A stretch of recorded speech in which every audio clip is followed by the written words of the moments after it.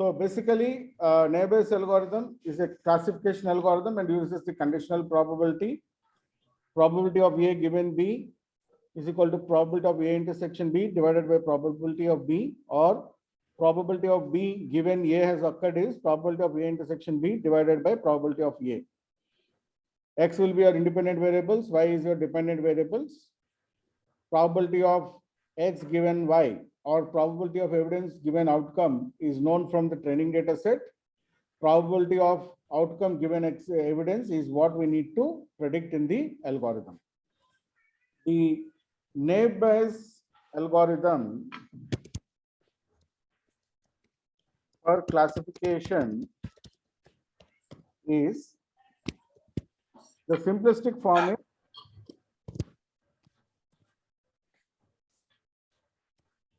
first we look at the simplistic form. Probability of Y given X. This is what we need to predict. We will predict it using this formula. Probability of X given Y multiplied by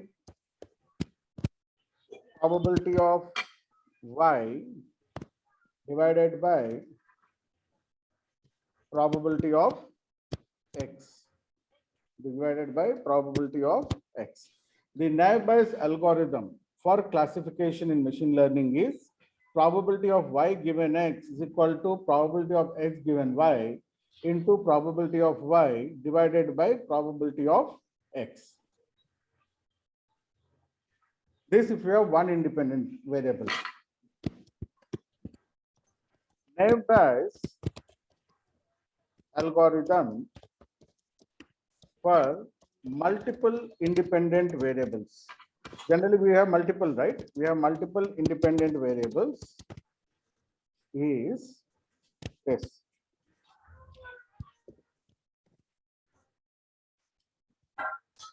Probability of Y is equal to K. Probability of Y is equal to K given X1, X2, X3 till Xn.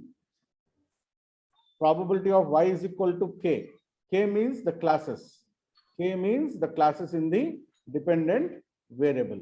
The probability of Y is equal to 0 or 1 given X1, X2, X3 till Xn independent variables is equal to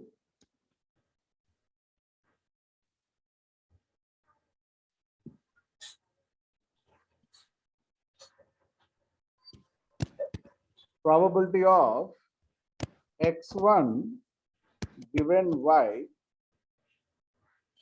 is equal to K into probability of X2 given Y is equal to K into probability of X3 given Y is equal to K till into probability of Xn given Y is equal to K into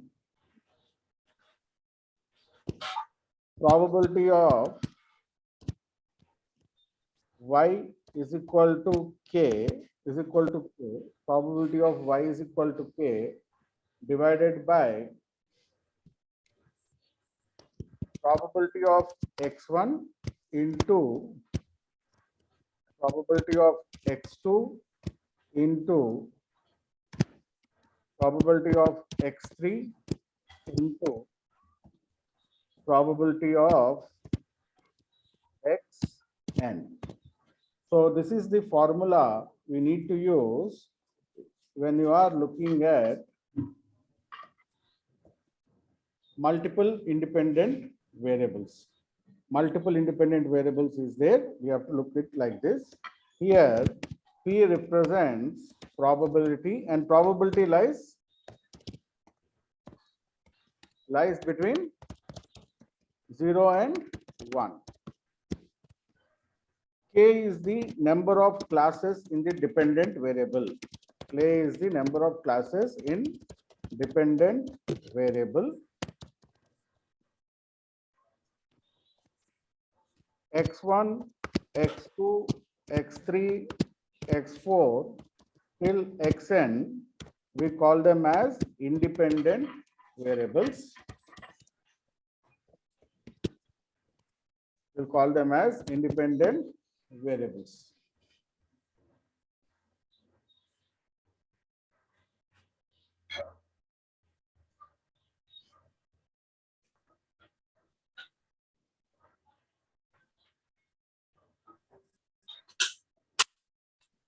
So simplistically saying, if you want to simplify this formula, the above complicated formula which is given, you can simply say it as the probability of outcome given evidence is equal to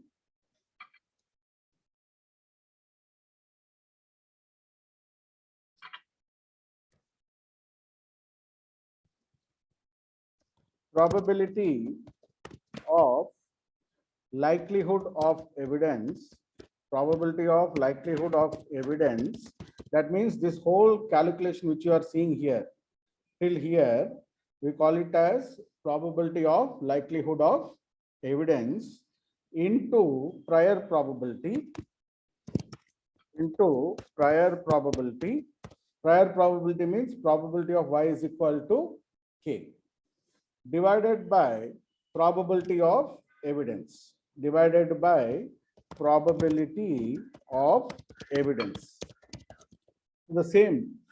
So this whole part which we see here, we call this as probability of likelihood of evidence multiplied by prior probability. Prior probability is probability of y is equal to k divided by probability of evidence. Probability of evidence is multiplication of probabilities of all the independent variables.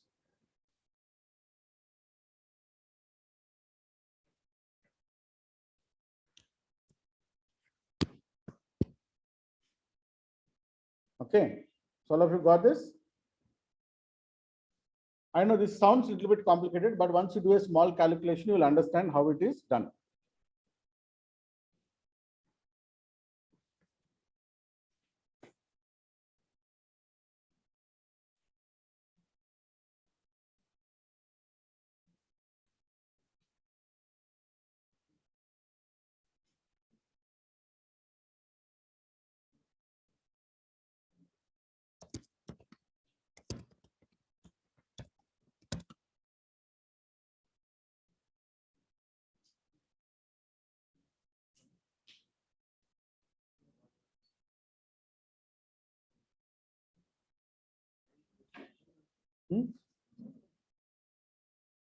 Pardon?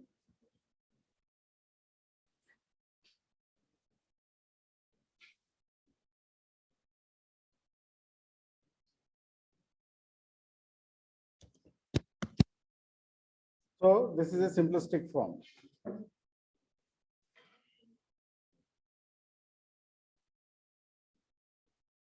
Posterior probability, likelihood, class prior probability, predicted prior probability.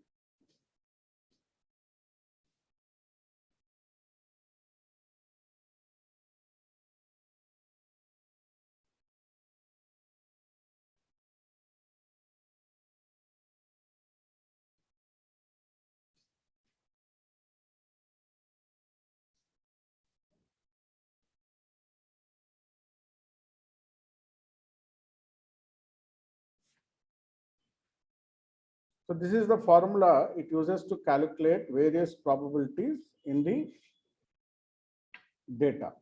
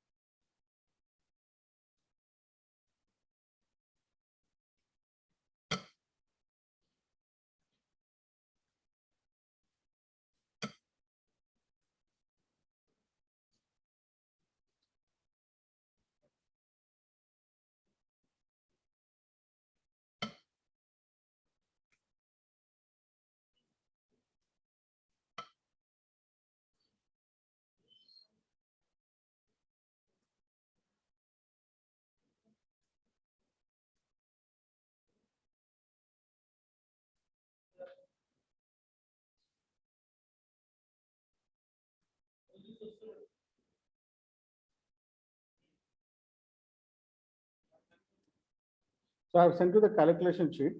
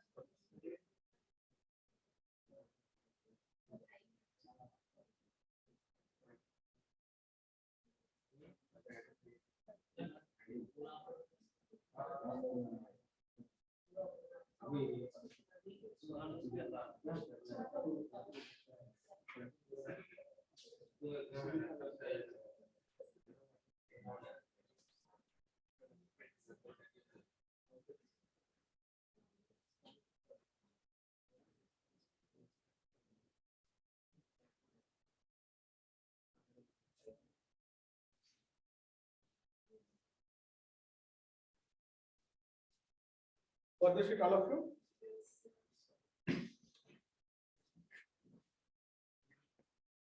So all of you can see the font size. It's okay. What is the dependent variable here? Stolen. The dependent variable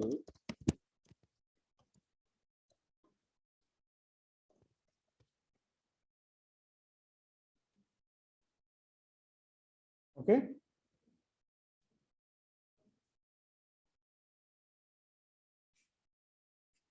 is stolen. Dependent variable is stolen. Independent variables,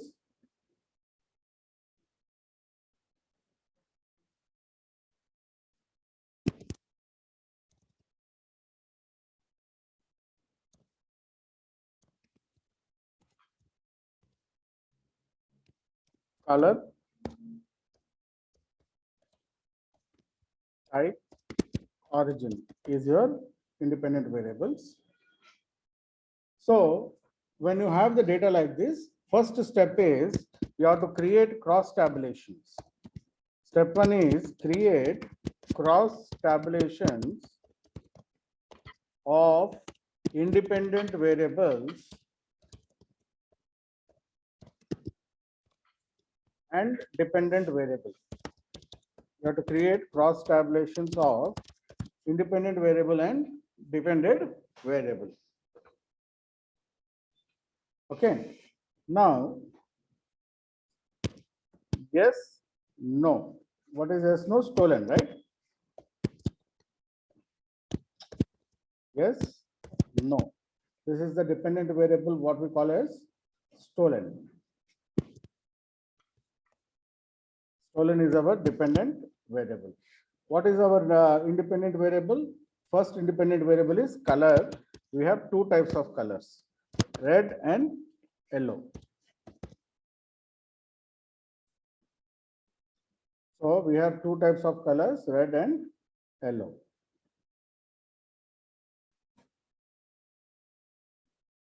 This is your color.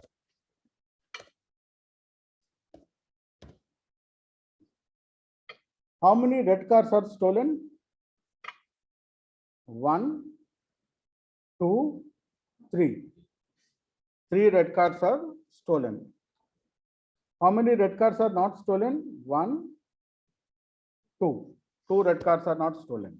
How many yellow cars are stolen? 1, 2. How many yellow cars are not stolen? 1, 2, 3.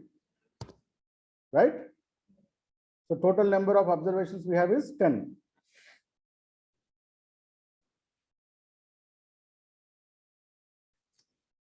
Got it? Cross tabulation with the first dependent variable. Similarly, we also need to calculate, we need to create a table like this for type. Type is sports and SUV. Type is sports and SUV. So how many sports are stolen? 1, 2, 3. 3 sports are stolen. 4, huh? 4 sports are stolen. How many sports are not stolen? 1, 2. How many SUVs are stolen? Yes, yes, yes. 1 and 3. Whatever is left out.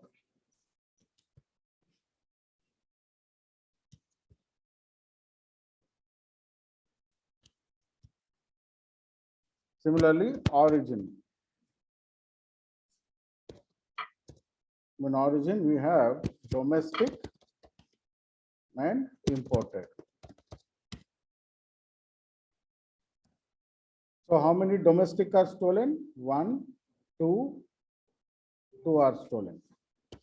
How many domestic not stolen? 1, 2, 3. How many imported are stolen? 3 and 2.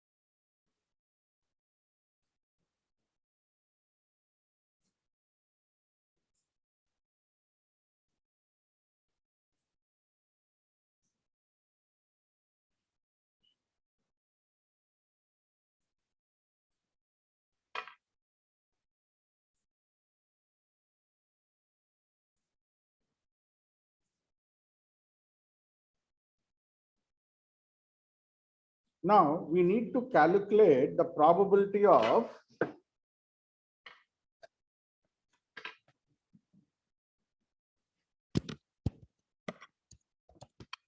predicted, we are trying to calculate for the predicted. If the color is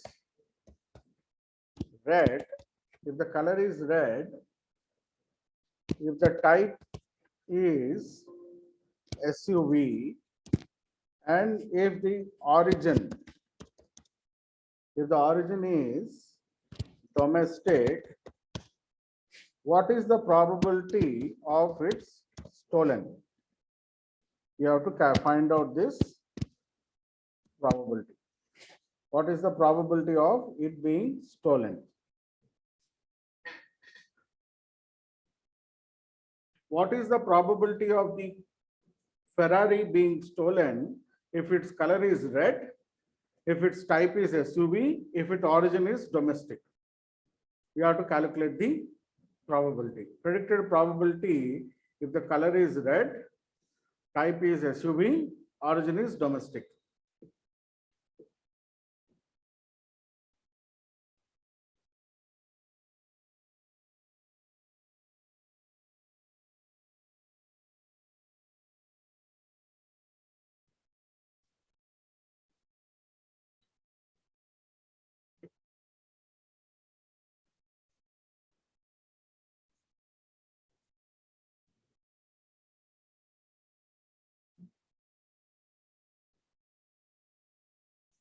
Okay.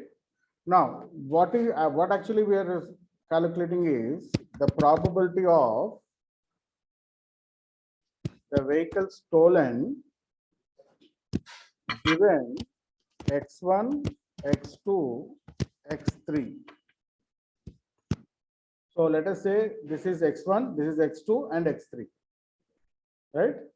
Probability of stolen given X1, X2, X3. X1 is, or you want me to specify if color, or let us say red. This is SUV. This is domestic. Okay, this is the probability we need to calculate, right? So what is the formula? Formula is probability of red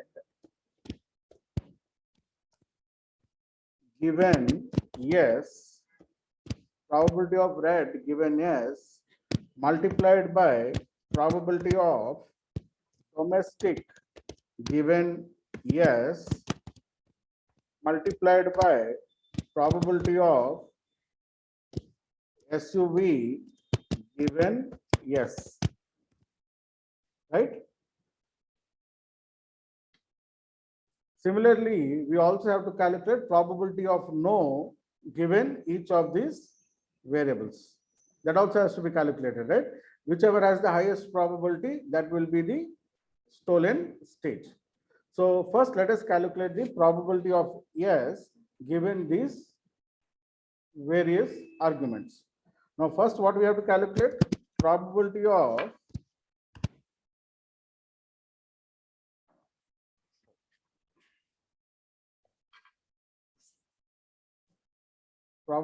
what is the first component? Red given yes. Probability of red given yes.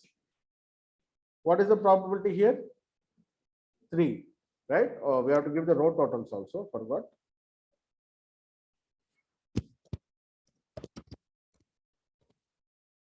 Because row total is important, right? Without row total, you can't calculate, right? Is equal to this plus this. Drag it down, center it, Control C.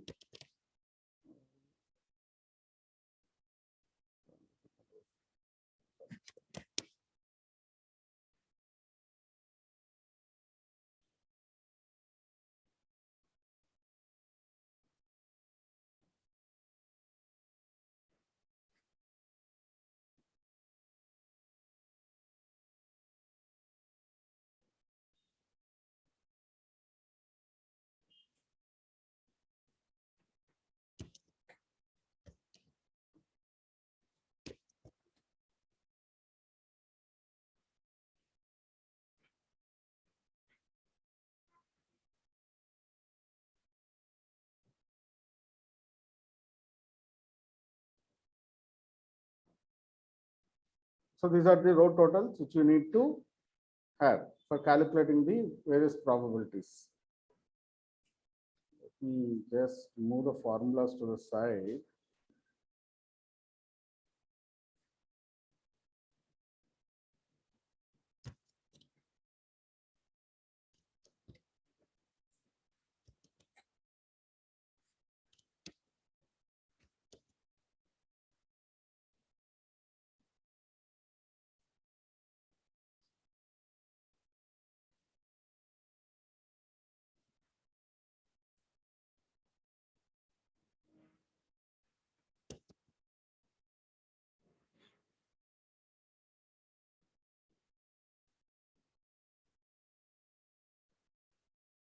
Okay. Probability of red given yes is 3 divided by 5. Red and S is 3 divided by 5. What is the probability? 0.6. Probability of domestic given yes. What is the probability? Is equal to this divided by 5.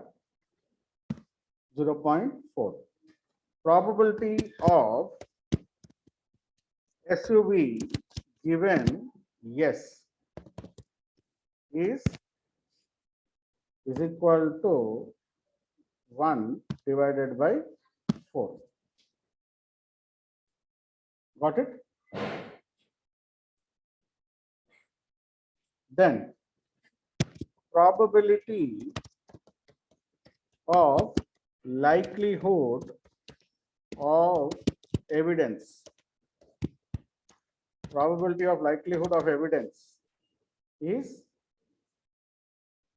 the probability of likelihood of evidence is equal to 0.6 into 0.4 into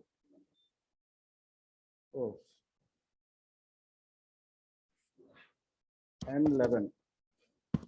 0.06. Likelihood of evidence, right, on the top. See.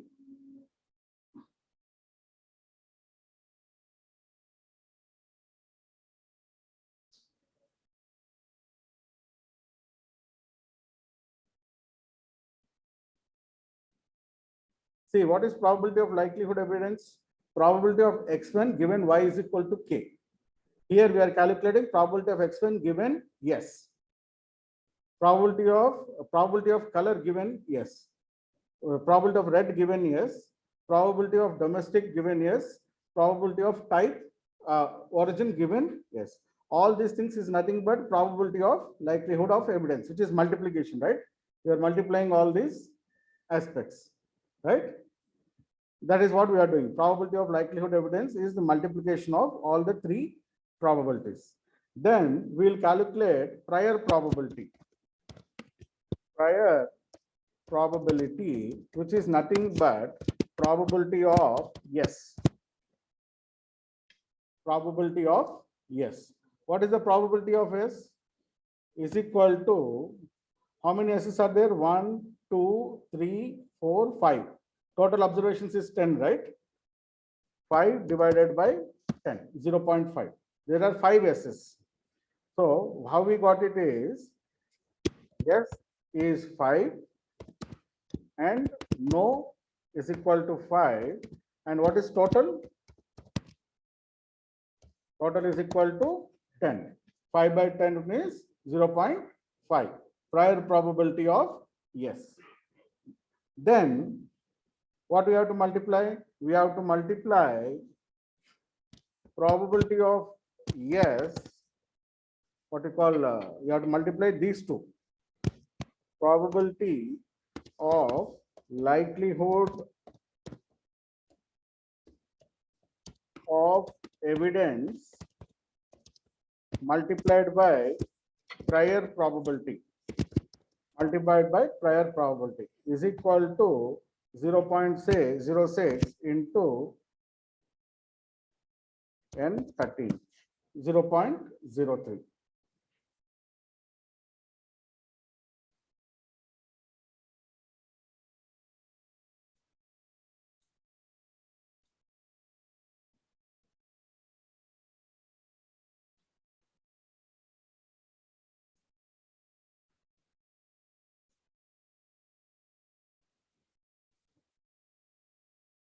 Got it?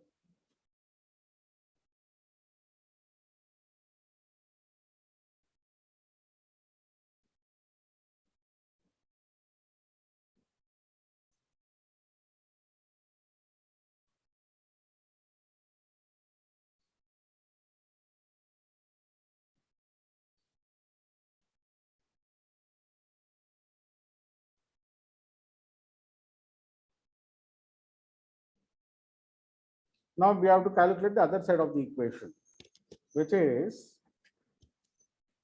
probability of no given red, SUV and domestic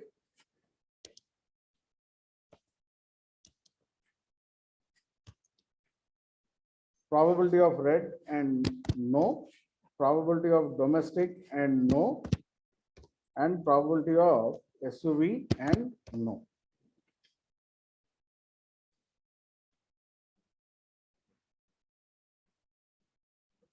So probability of red given no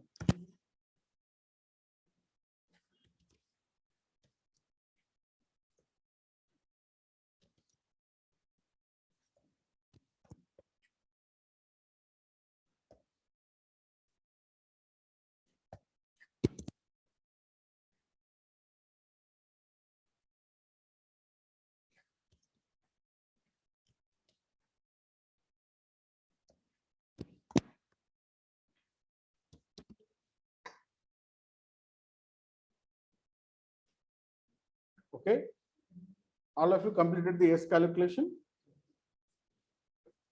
Once you're done, please confirm.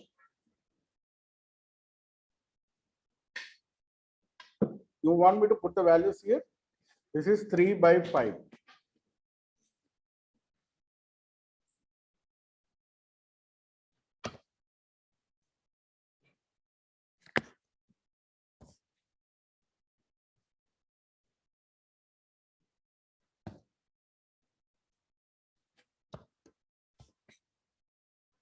Right, this thing is 3rd May. Why this is a 3rd May?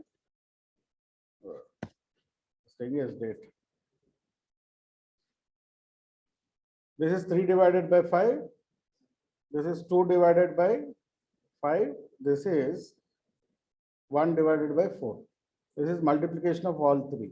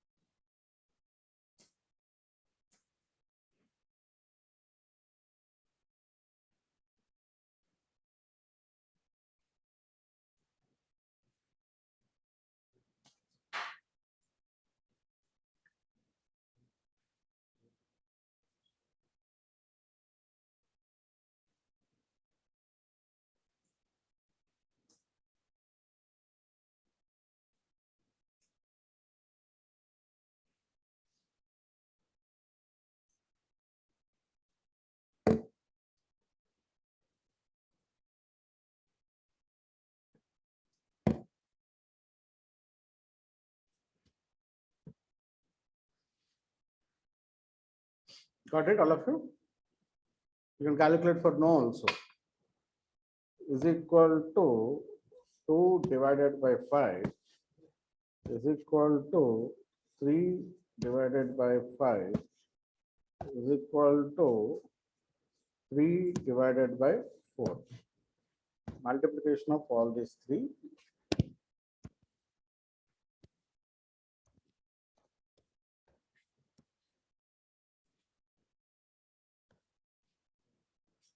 Five divided by 10 is your prior probability is equal to 0.8 into 21, 0.09.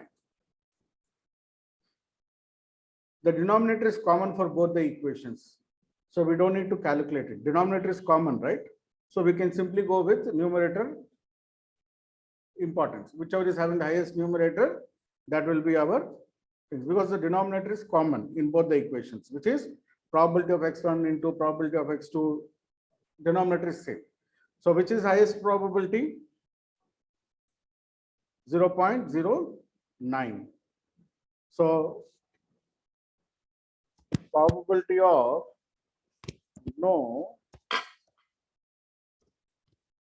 given x and probability of yes given x. We have calculated. This is this. This is this. So what is the predicted probability for this one? No, because 0.09 is greater than 0.0. So the predicted probability, if the vehicle is SUV, red color and domestic, is no. The probability of the car being stolen, if it is red color, if it is SUV, and if it is domestic origin, is no. Because the probability of no is greater than probability of x. No given x is given given x is greater than probability of s given x is high. So this is how the probabilities will be calculated by the algorithm in the backend. Exactly same process.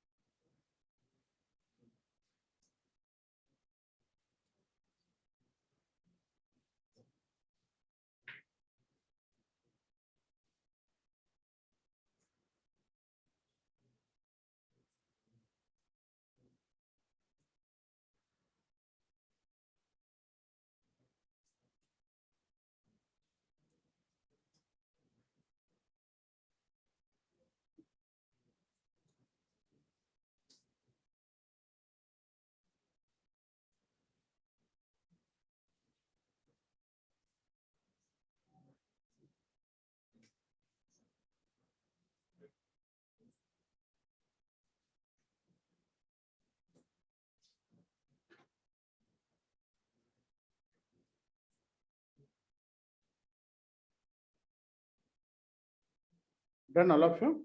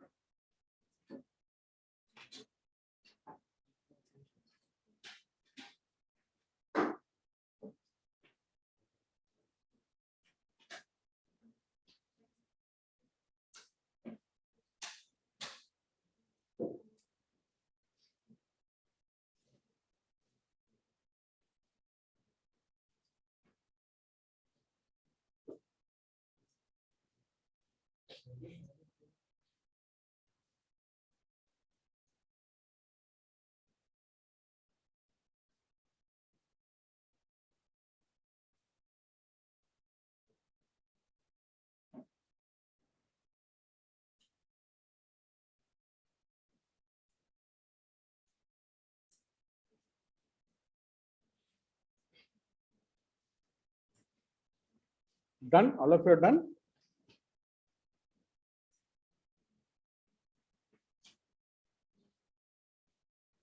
So this is how the neighbors will calculate the probabilities for prediction in the backend, both in R, Python, any other software.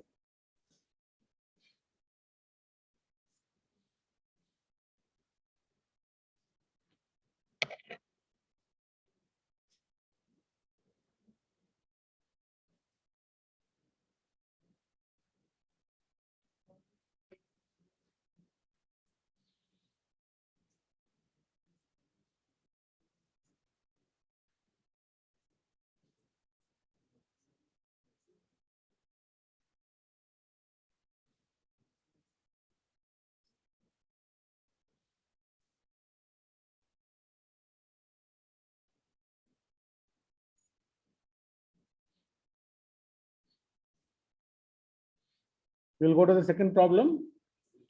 Here we dealt with binary. In the second problem, we will go with multinomial, more than 2. More than 2. So shall I move to the second problem? Yeah. So the second problem is this, which you can see here. In the same sheet, I have given you the second problem also.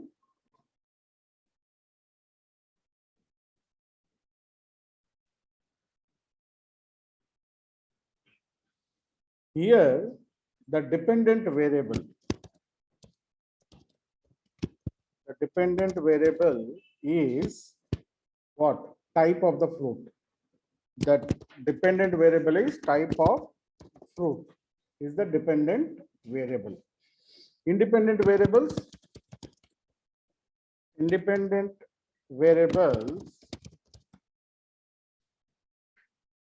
are long, sweet, and yellow. Long, sweet, and yellow are the independent variables.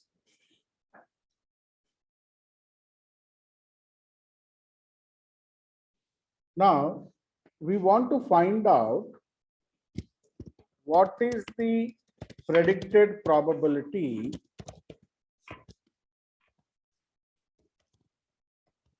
if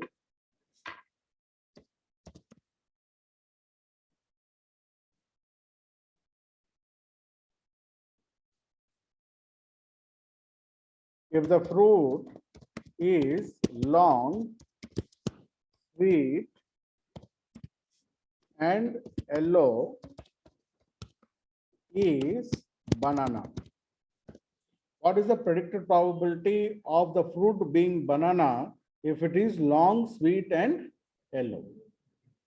What is the probability of the fruit being banana if the fruit is long, sweet, and yellow? That is the question. Predicted probability of the fruit being banana, right? So let us calculate probability of y is equal to banana. Y is equal to banana. So how will you calculate probability of y is equal to banana? How many total bananas are there? How many total bananas are there? Look at the total column. 500 divided by how many fruits are there total? Grand total 1000. Similarly, probability of y is equal to orange. How many oranges are there? 300 divided by total number of fruits is 1000. Probability of y is the fruit being other than orange and banana, it is 200 by 1000. Cumulative probability is equal to 1. Cumulative probability is equal to 1. Now, what we are trying to find is probability of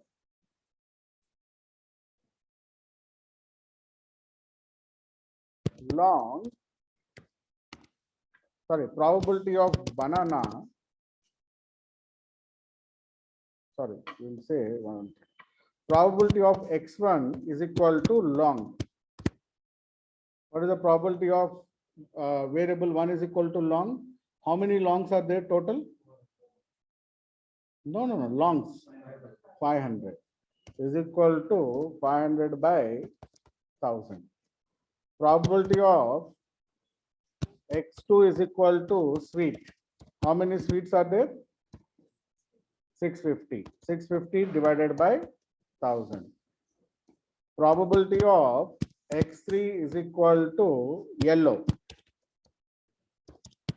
How many yellows are there? 800 divided by 1000. Okay.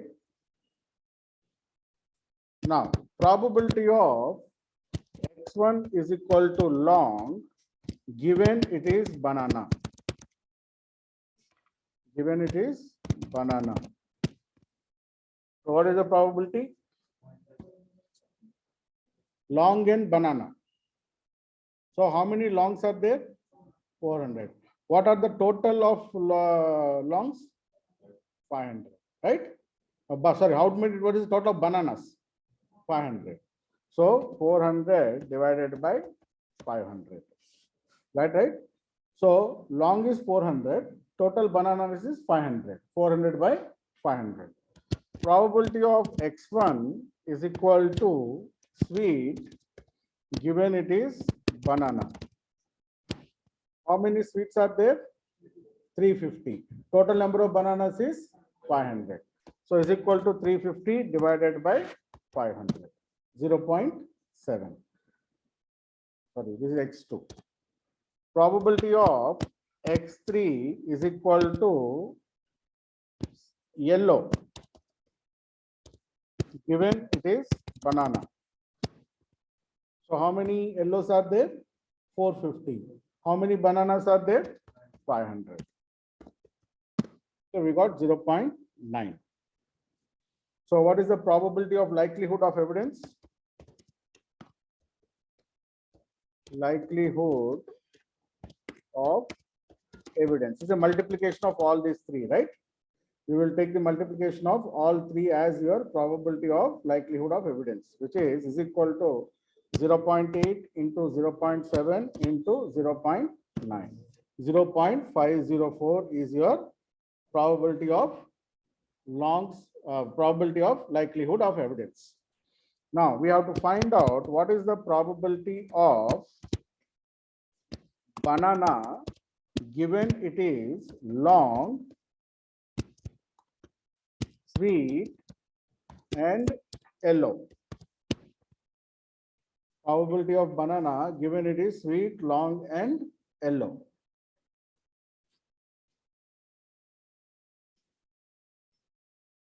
So what is the likelihood of evidence? Likelihood of evidence is this. What is the prior probability? Prior probability is this, right? So, sorry. Likelihood of evidence is 0.504 multiplied by prior probability is 0.5. The probability is 0.252.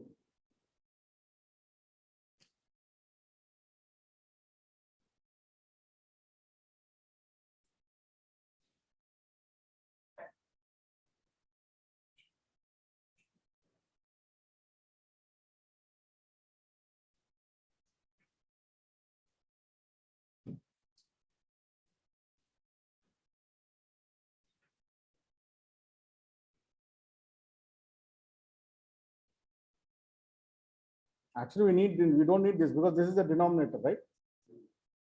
This is the denominator at the for all the three. Now we have to find out the other parts, right? What is the other part? Probability of orange being long, sweet and banana. We also have to find out, right? Then only we can answer with whichever is the highest predicted probability, we can answer that questions.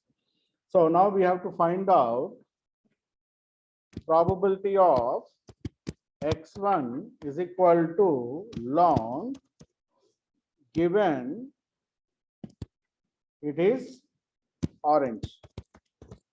Probability of x1 is equal to long given it's orange is equal to how many longs are there in orange? 0. 0 divided by how many oranges are there? 300. Now this is very important. When your probability is 0, there is something called Laplace correction. Laplace correction should be implemented. Laplace correction is to be implemented when probability is 0. So what Laplace says is impute 0 with a smaller value closer to 0. It is closer to 0. That is what Laplace says. Now we got 0. So I will make it as 0.05. This is Laplace correction since probability is equal to 0. I made it manually 0.05. 0.05. Otherwise, the whole calculation will become 0, right? When you multiply anything with 0. So you have to implement Laplace correction in naive Bayes. This is one of the common interview questions. What is Laplace correction in naive Bayes? It is, if the probability is 0, we have to impute it with some value closer to 0, as minimum as possible. As minimum as possible. This is 0.05. Now, probability of x2 is equal to sweet given orange. Given orange. So sweet and orange, how many are there? 150 by 500 is equal to 150 by 300. Sorry. Probability of x3 is equal to yellow given orange. What is it? Is equal to yellow and orange is 300 by 300. So the probability of likelihood of evidence is equal to 0.05 multiplied by 0.5 multiplied by 1. You got 0.025. Right? So as of now, if the fruit is long, yellow and sweet, it should be banana, because the probability of banana is higher. Similarly, let us calculate the last one also. For the probability of x1 is equal to long given other. What is the probability of long given other? Long is 100 by 200. 100 by 200. Probability of x2 is equal to sweet given other is equal to how much? 150 by 200. Probability of x3 is equal to yellow given other is 50 by 200. So probability of likelihood of evidence. Oh, sorry. Actually, we didn't calculate the other one here. We have to calculate this also, right? Let me just move them down. Control X. So probability of orange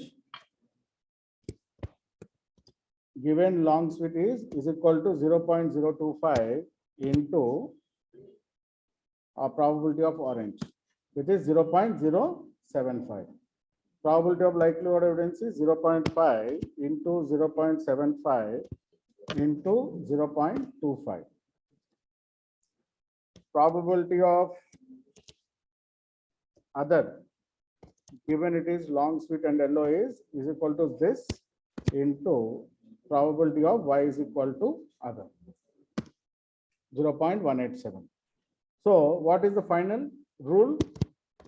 The rule is, if the fruit is long, sweet and yellow,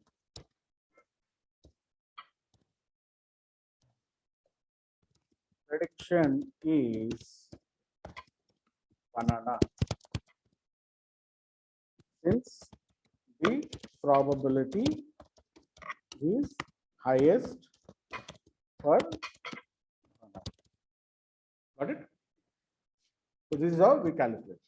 This is how the algorithm also calculates. You can calculate the things.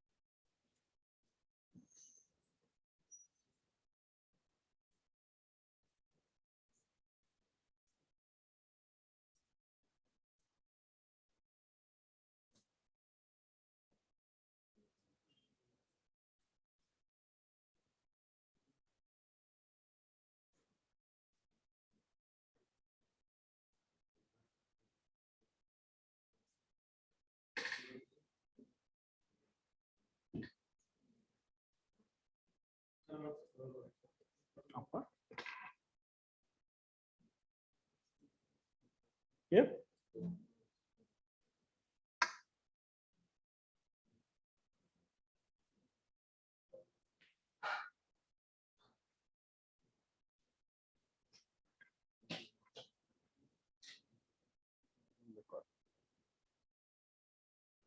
So vaccine train, we have imported all the three files: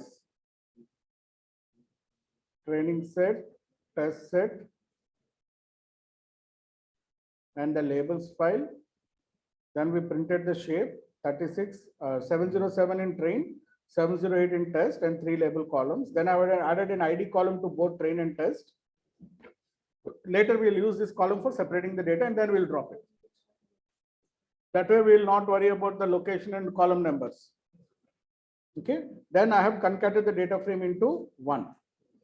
And then I found out the missing values. All of you are till this point?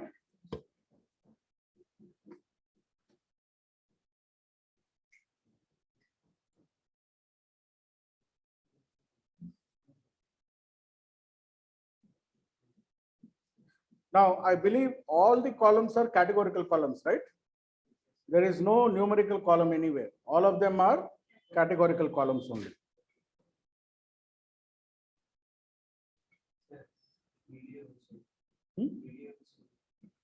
Yeah, first let us clean it, and then we'll split it and we'll do the ED on train data set.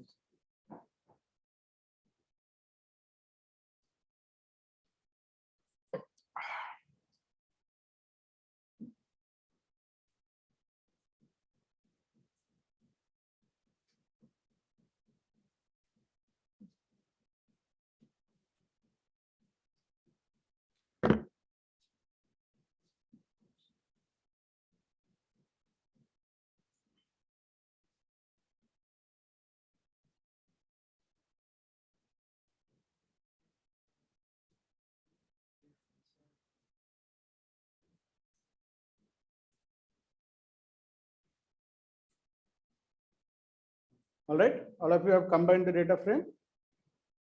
Got it? Now, let us see the missing, let us see the frequency counts of all the variables. We'll print the frequency counts. Okay.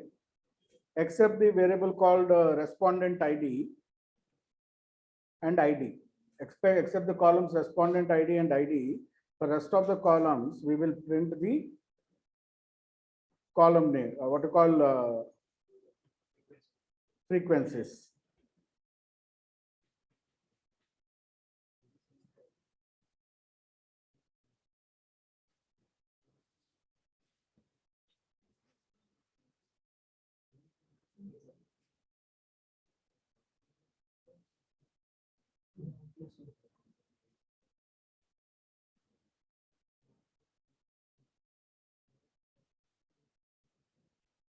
Okay.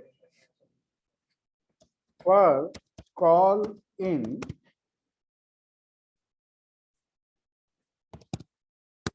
vaccine, sorry, combined year,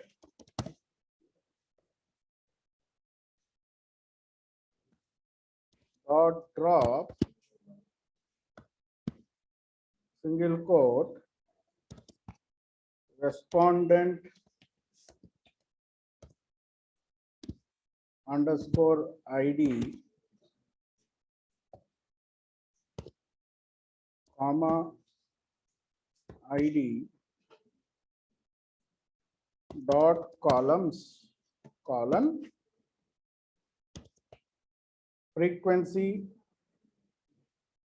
frec is equal to combine df square bracket call dot value underscore counts drop na is equal to false print frec. What happened? Respondent ID, oh, axis is equal to 1, sorry, comma axis is equal to 1. Now you can accept the respondent ID and ID for rest of all columns. We are printing the frequency counts. So,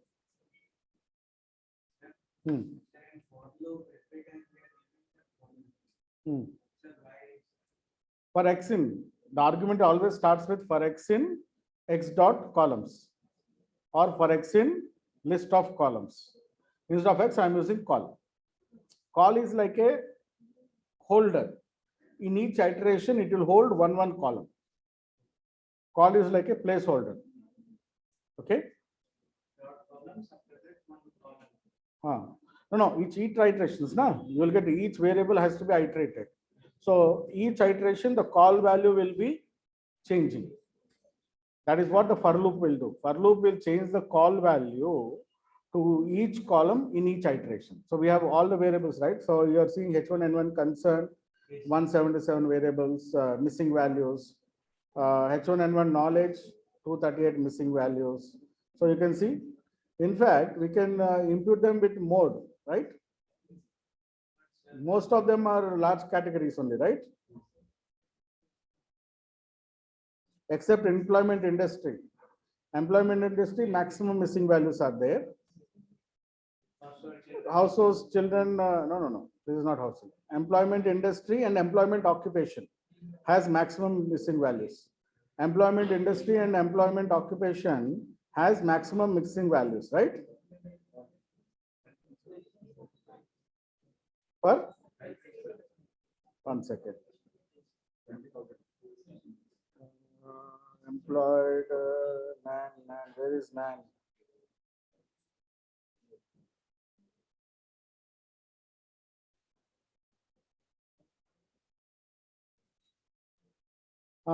Health insurance, 24,502 health insurance also has huge missing values.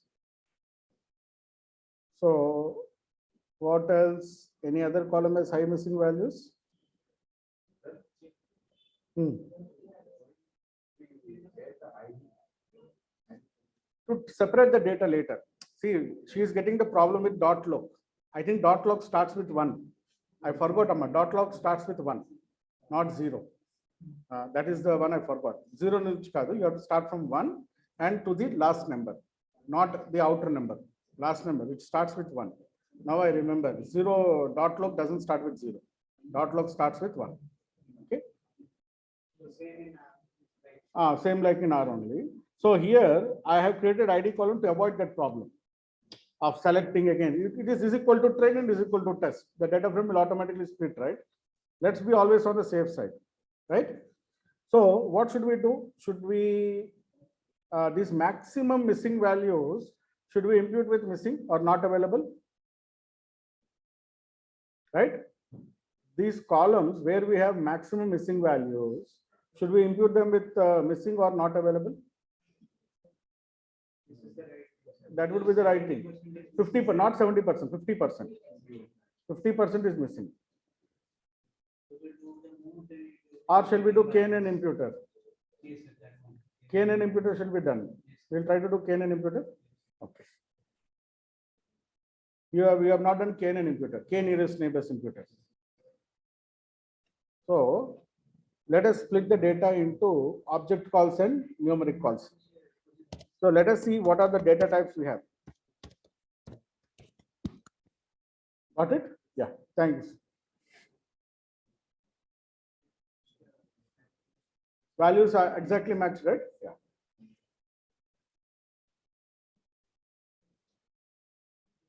So we have float and object. Shall we split the data frame into object and float? For loop. Okay.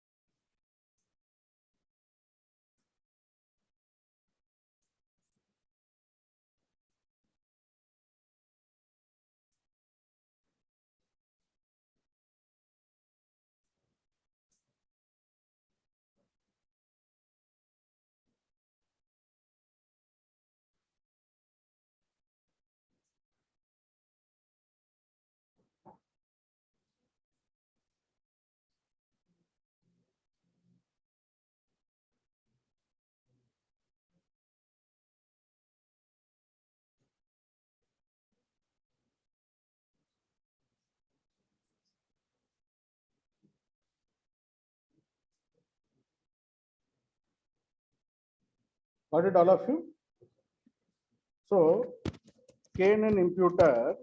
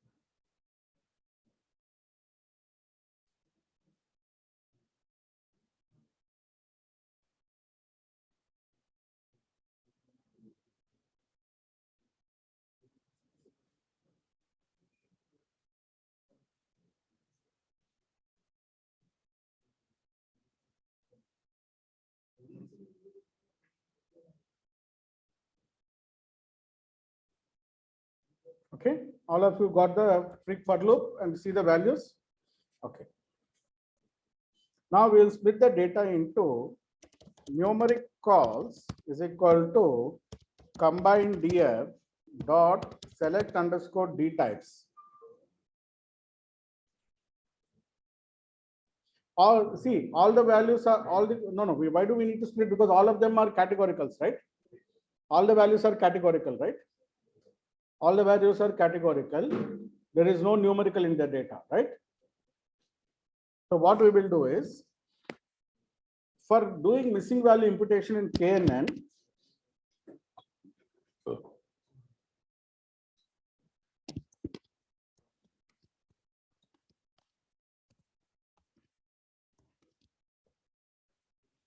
KNN imputer in Python.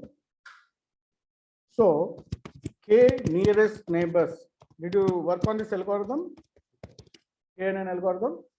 K nearest neighbors uses dist is a non-parametric algorithm. What is a non-parametric algorithm? There are no prior assumptions. It's a non-parametric algorithm that uses distance calculation.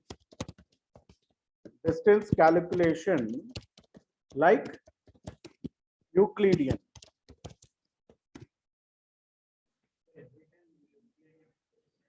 Default is Euclidean.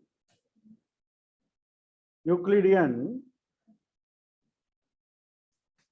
to calculate distance between the missing value and closest 5 neighbors and closest 5 neighbors. When I say 5 neighbors, I am talking about 5 rows. Here I am talking about 5 rows. It will take the 5 rows where the missing values as the neighbors and smallest distance is imputed. The class that has the value that has the smallest distance will be imputed. For running this algorithm, running this imputer on categorical on object or categorical data, label encoding must be done prior. Label encoding must be done before running the imputer. So before running the imputer, you have to label encode the data. I will show you how to label encode the data. The label encoder will keep the missing values as it is, and rest of the values it will label encode. It will retain the missing values as it is, and it will retain label encode the other values in your data. So that is the process. So for before running KNN imputation, you must label encode your object data and character data. In our data, this data has completely all of them are what you say categorical, right? All of them are categoricals.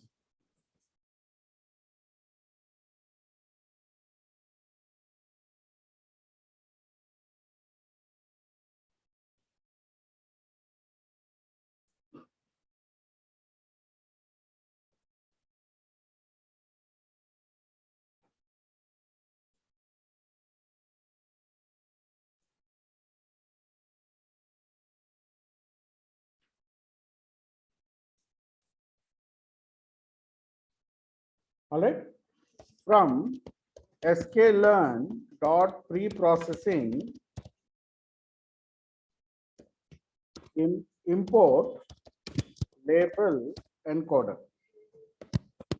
Import label encoder.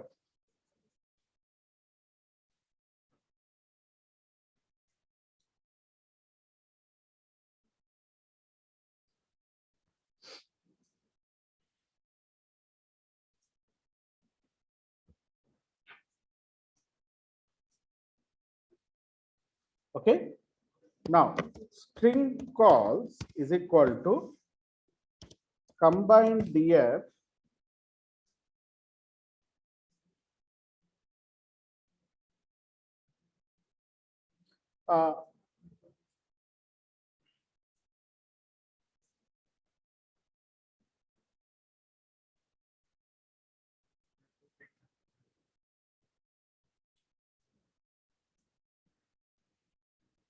now we have to drop that ID column. Remember, otherwise it will be label encoded and then we'll have problem. Not a problem.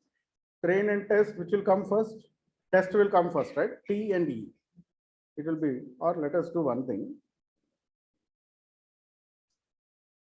String calls is equal to combined df dot drop square bracket single quote respondent underscore ID comma ID comma axis is equal to 1. We will add ID later. We will add ID later.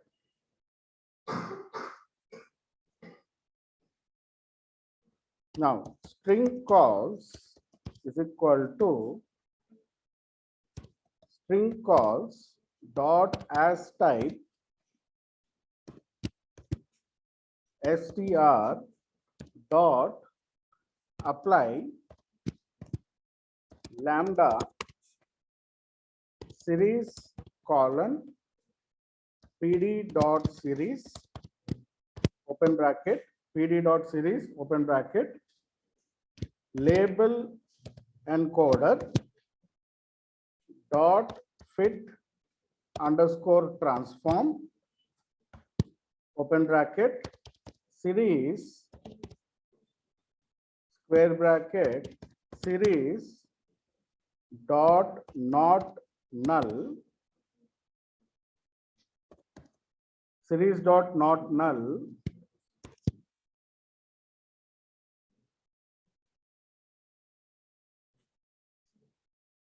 comma, index is equal to series, square bracket, series dot not null,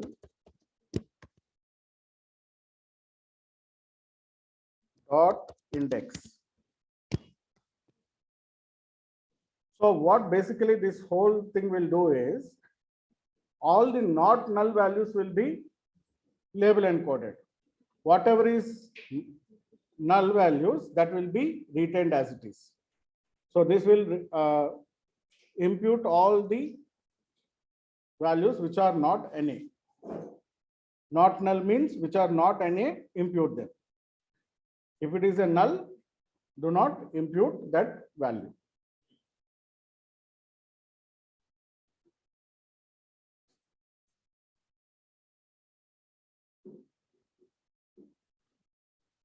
From sklearn dot impute import KNN imputer.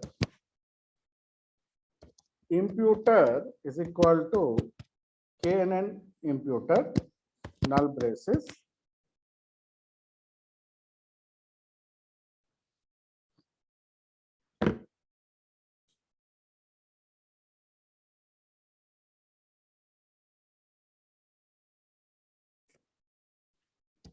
string calls imp is equal to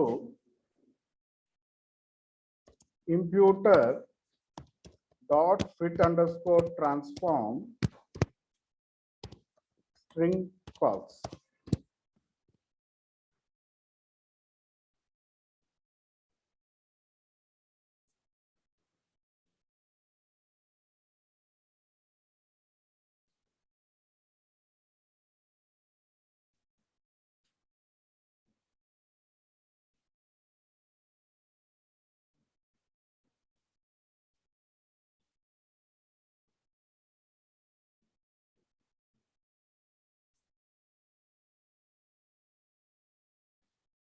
Let me check whether it has imputed or not.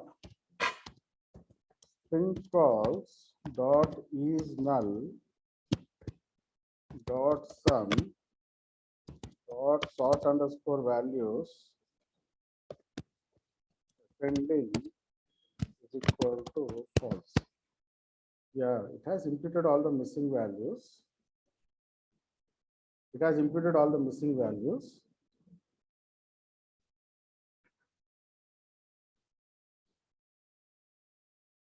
Let me check the frequencies also once.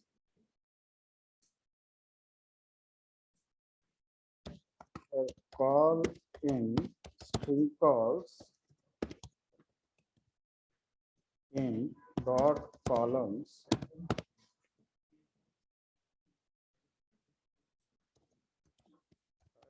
string calls in numpy array. Okay.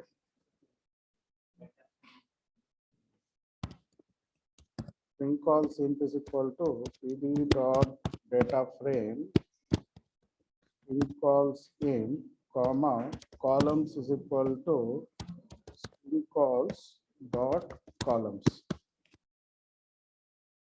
Okay, for call in string calls in dot columns colon frequency is equal to string calls in square bracket call dot value underscore counts drop NA is equal to false print frequency. Yes, there are no missing values. It has done the job. Okay, so KNN imputer has worked. So all of you can do the KNN imputer. This is the process for doing KNN imputer. First, label encode the data. First, import the label encoder. All of you imported the label encoder? Then you drop the respondent ID and ID, which is not required. Then we are trying to convert all other values into label encodes other than the missing values. Then we will run the imputer on the data. And once we have run the imputer, we see there are no missing values in the data. And then you can also run the for loop to see if the frequencies are correctly calculated or not. So lambda functions are anonymous functions. It is alternative to DEF function. In all programming language, you have DEF, right? DEF, function name, colon, and then you give the function argument. Here, you don't need to name the function. Lambda x colon x plus 2. So DEF add 2 colon return x is equal to x plus 2. That is what we write in a normal DEF function. Here we don't need to write that. Here we can simply say like this: lambda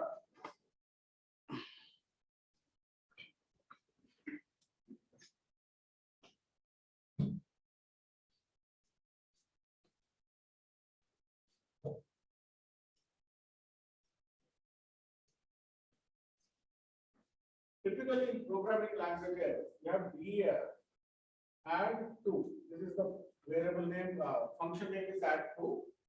Return x is equal to x plus 2. Add 2 in brackets to give x, right? This is the normal DEF function which you write in programming language. In lambda, you simply write lambda x colon x plus 2. This lambda we call it as anonymous functions. You are not giving any name here, right? Typically, this is the function name. This is the function name which you are giving here. Function name, you are defining a function called add2, and then you give it input as x, and then return x is equal to x plus 2. Same thing you are doing here, lambda x colon x plus 2. Anonymous function means there is no name here. Both are same, but here you are defining a function and then giving the argument. Here you are using a lambda word and then doing it. That is, I will show you how to do it. Left side. The code is visible, right? All of you can see the code. All of you got this thing? This string calls 17 line, all of you have done? No, please do it, then I'll explain the lambda. Huh? Huh.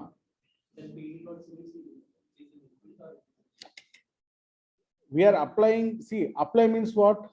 You are applying this whole process on the data frame called string calls. What is string calls? String calls is combined DF minus respondent ID and ID columns. String calls is the data frame name. On the string calls, first you are converting it to string.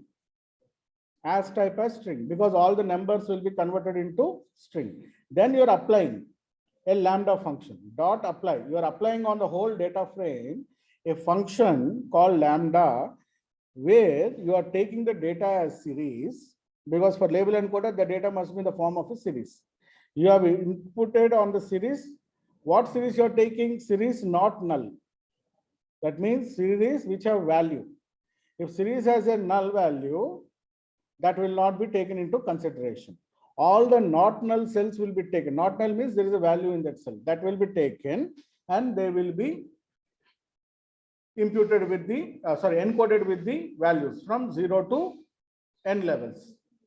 That is what it is doing. It is applying a label encoder on the data frame, but it is ignoring the null values in the data frame or missing values in the data frame.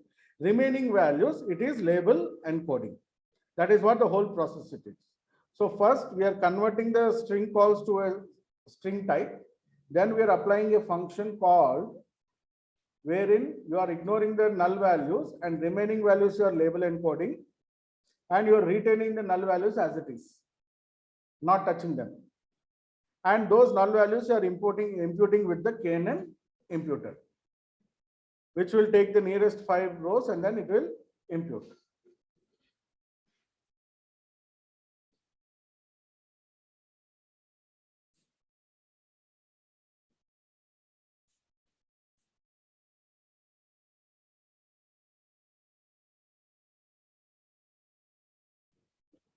All of you run these comments, 4 lines of comments. Yeah. Yeah, we have to take the, see, NumPy series. Whenever you are processing anything, it has to be in the form of a NumPy array or NumPy series or PD series. Even the data frame will be converted into series when it is applying a label encoding.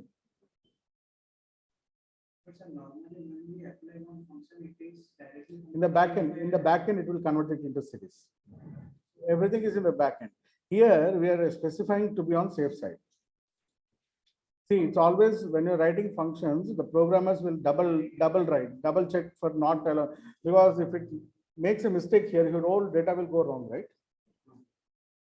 So when you are doing object-oriented programming, when you are planning to use the function for multiple users, you have to be doubly sure that the function does not generate wrong outputs.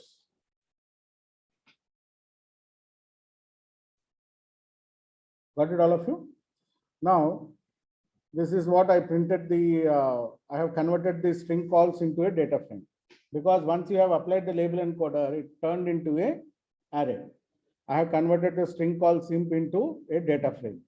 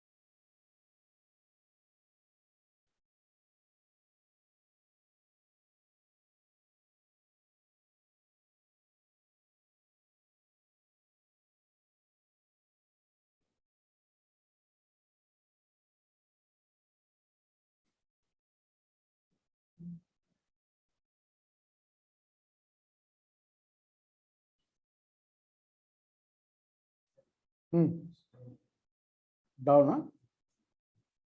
Down or up? Huh? Up. That's all. This is the missing value checking. After imputation, you have all of you done till this point? Huh? Then next one. Data frame conversion.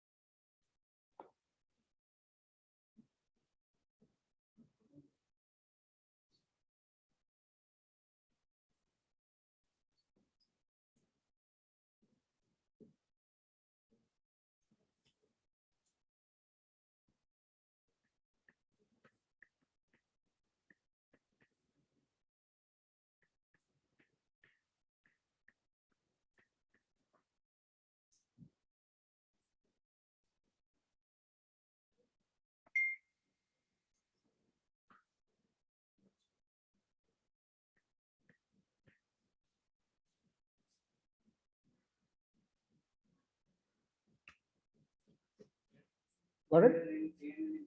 Hmm. 53,000 rows are there, right? Hmm. So let it be 20 is the like 20th row we have the missing element. Yeah.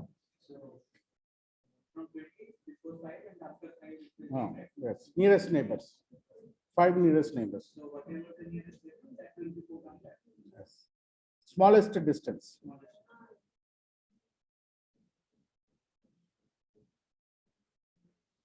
Okay. So all of you done this part. Imputation is done. We have done the imputation. Now, for string calls in square bracket single quote ID is equal to combine df dot ID. We will add the ID column. What happened?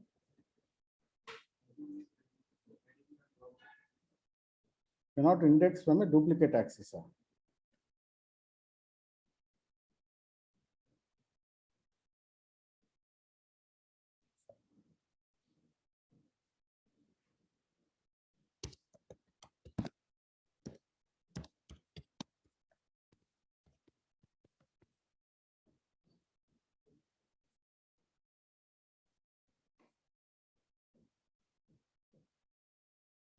Okay, string calls in square bracket ID is equal to vaccine.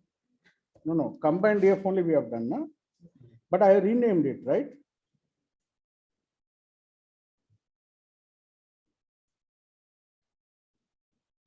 Combined DF. I named it as string calls. Combined DF should have it, right?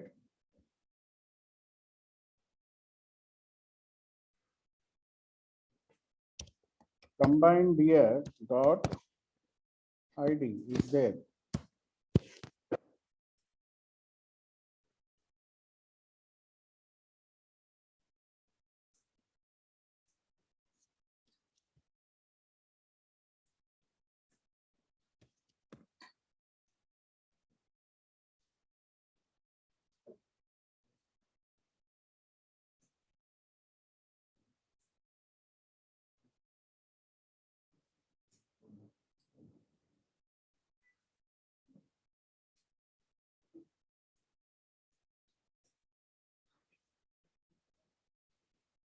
Okay, I think the index is not there. String columns in dot head. We have index 0, 1, 2.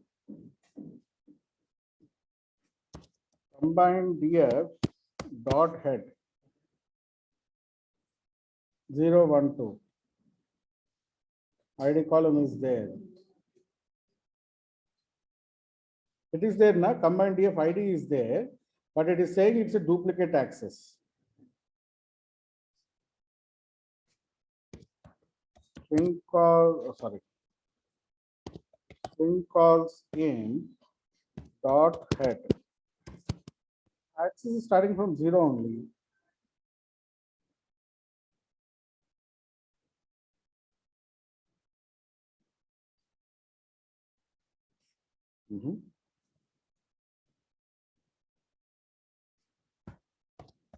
String calls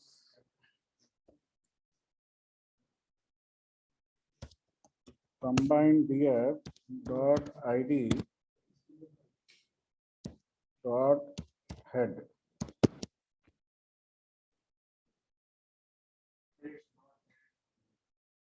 It is there, combined df. It's coming na combined df dot ID head.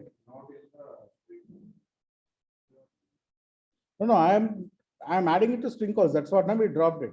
That's why I'm adding it. So dot reset underscore index. We'll reset the index of combined df. Okay. Then we'll try to add it to string calls in square bracket single quote ID is equal to combined df dot ID. Oh, what the hell is happening here? Cannot reindex from a duplicate axis.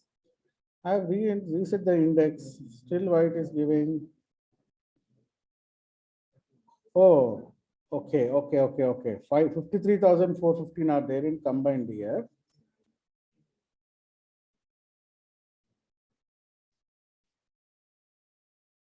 Okay. But what is the point of adding the ID column then? Huh? Not needed, right? Then we have to go with the location only.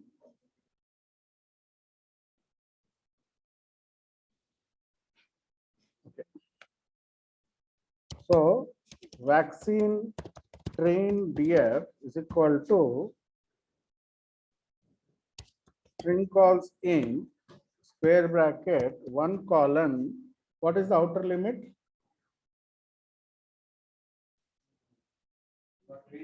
Train 26,707. Dot log square bracket, right? Dot log 1 colon 26,707. Vaccine test df is equal to string calls in dot log square bracket 26,708 colon. What is the last column? Combined df dot shape 53,050. 50,415. Print vaccine train df dot shape print vaccine test df dot shape. It is coming 707. Test is more, na? Sir, in log it will take from 0, no need to do from, because I have done also the same. I have to 0 to 26,706.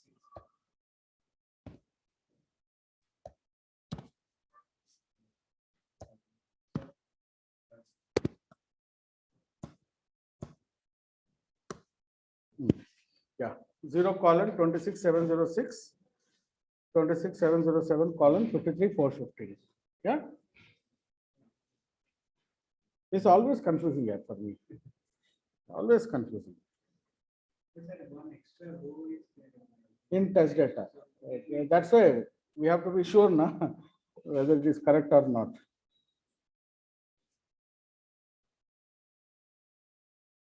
So we have label encoded our data. We have done the missing values, imputation, everything is done. Now we are ready to build our model. So y is equal to labels dot seasonal vaccine. X is equal to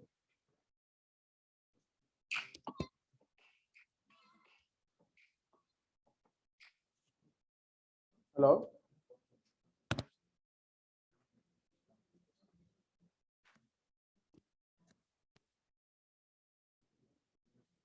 X is equal to vaccine trend DF only, right?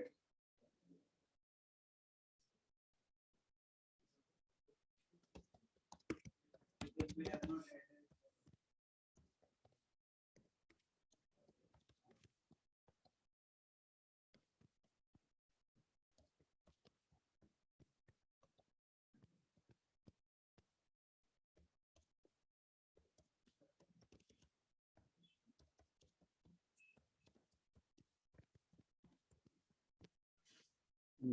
Iterations limit.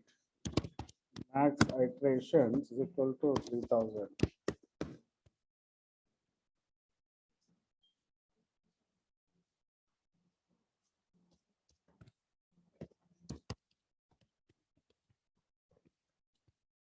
$76 only, huh? You got right? 76 only for seasonal vaccine. So all of you from location, you have done the splitting. All of you have done the data splitting from location. Vaccine train DF, vaccine DF, right?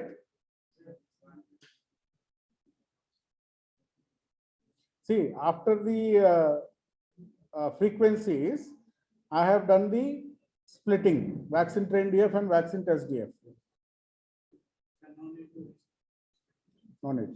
Delete this command. Because we are directly splitting from the row numbers, right? So yesterday got 7611 for same.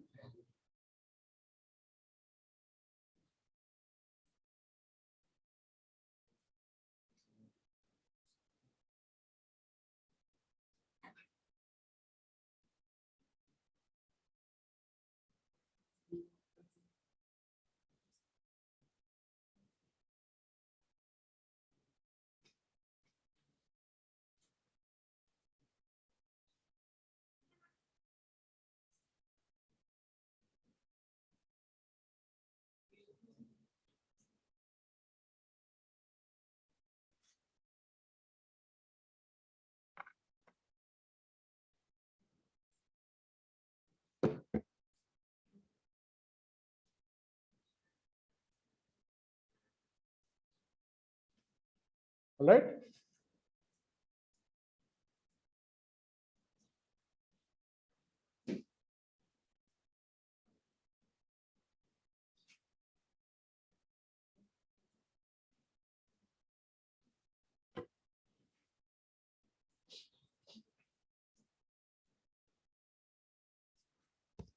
From sklearn.metrics, import classification report.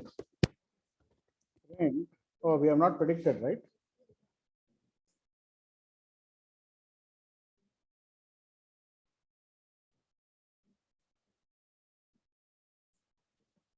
Logit predict is equal to logit model dot predict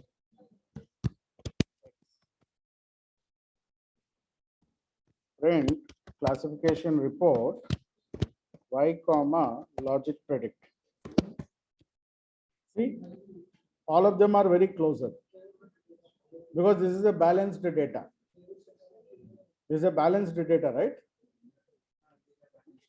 So y dot value underscore counts balanced data. See, in balanced data, all the precision, recall, and reference for everything is closer. Overall accuracy is also 76% closer, right?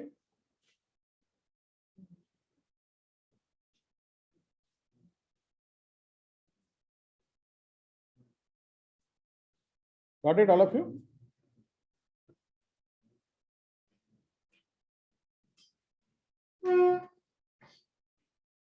So all of you have built the model. KNN Imputer understood, right? How to impute using KNN Imputer. Iterative imputer is also there, but it is not working properly. That's why I have not implemented it. Maybe next version of sklearn, we will have iterative imputer. Iterative imputer is nothing but mice. Iterative imputer is nothing but mice. Till that time, you have to use mice in R, impute the data, write the file, bring it into Python, and do it.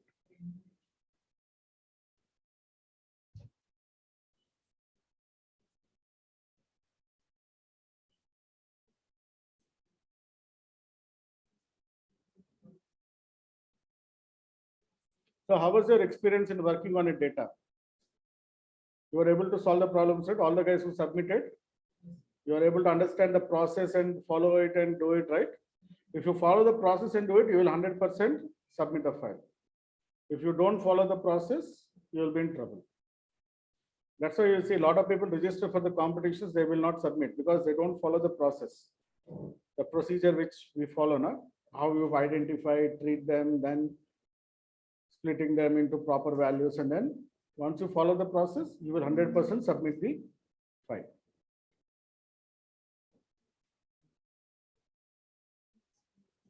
Oh, you said exploratory data analysis we wanted to do, right? Yeah, forgot it. We will do.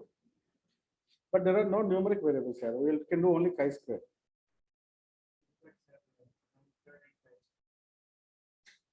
We can do that what? Bar charts, pie charts we can do.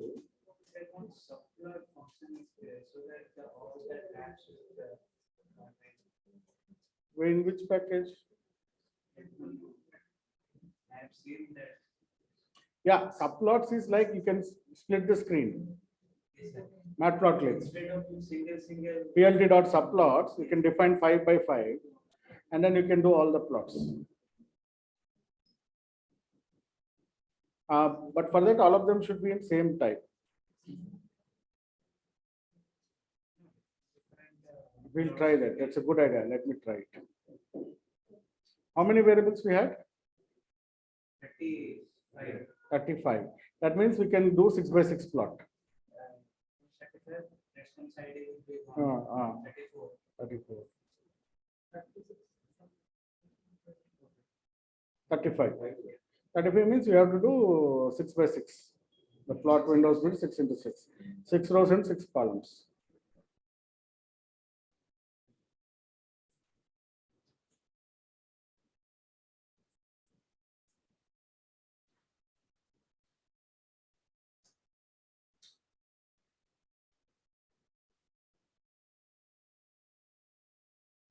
Now I want you guys to implement naive Bayes. Check the scalar naive Bayes code and implement naive Bayes on this classification.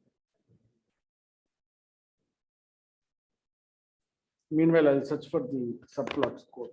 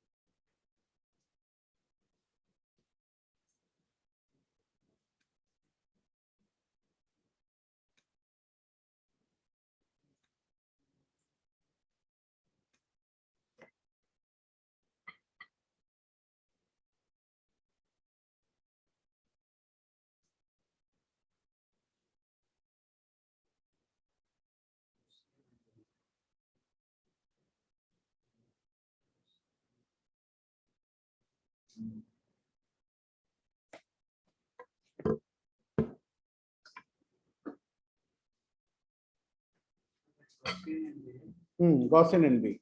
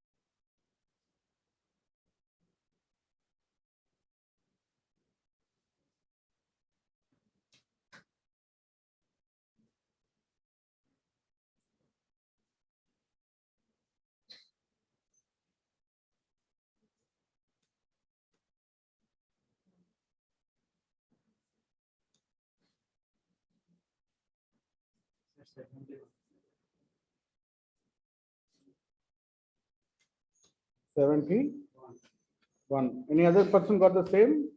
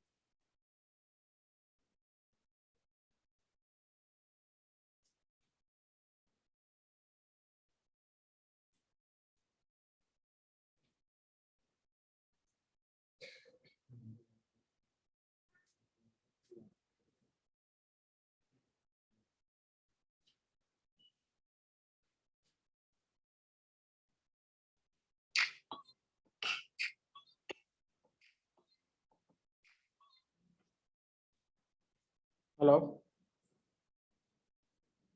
Yeah?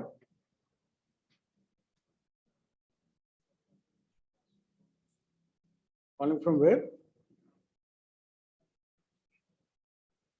Yeah, tell me. Yeah?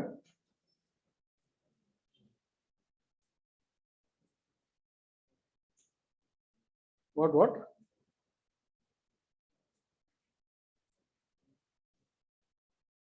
Which, yeah.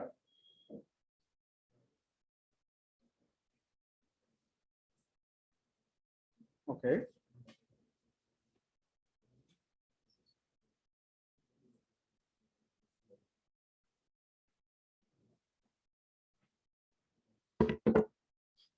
What the hell, why is this?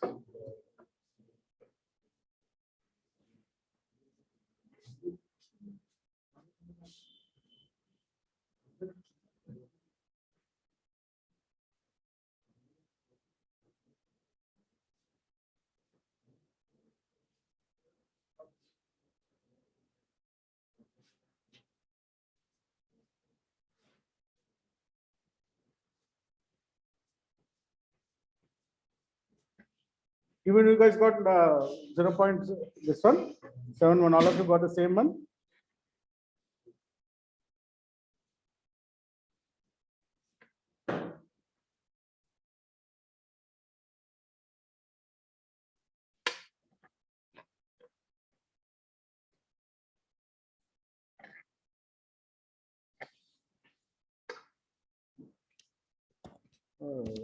For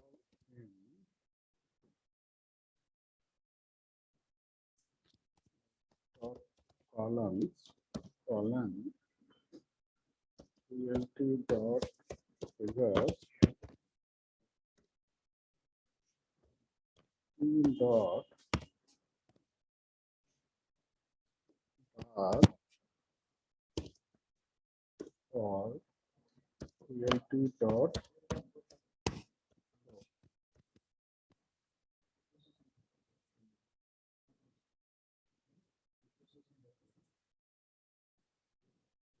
height.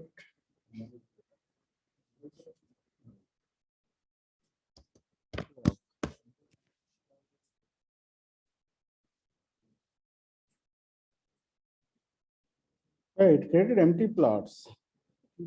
plt dot bar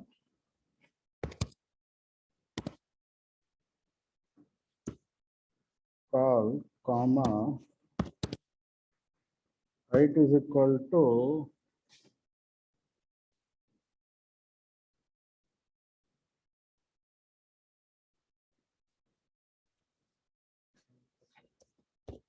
plt bar height. What is plt bar height?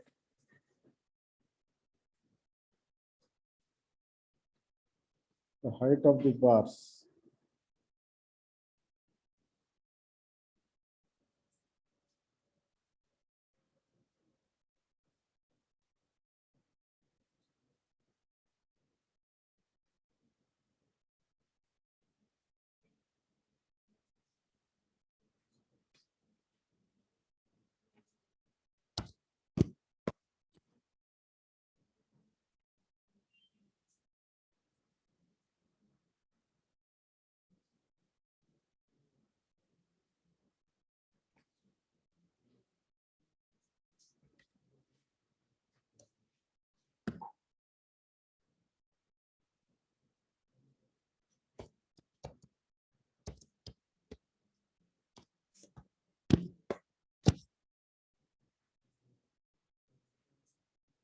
Hey, we're getting, but everything is coming in 1 year.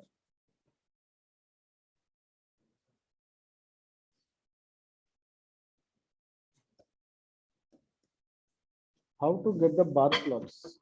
I'm getting the plots, variables. How to get the bar plots?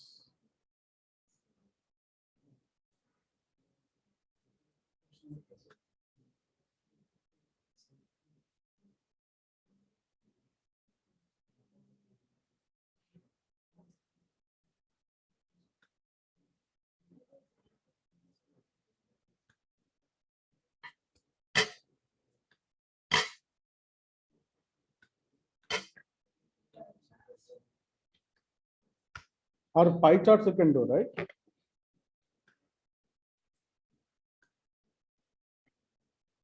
Okay.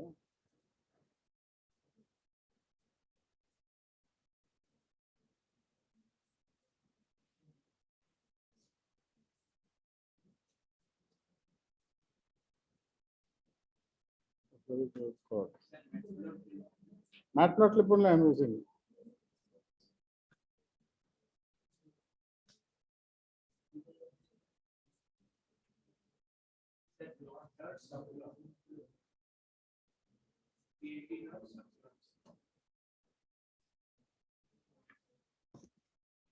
ELT dot subplots, then 6,6, then PLT dot bar.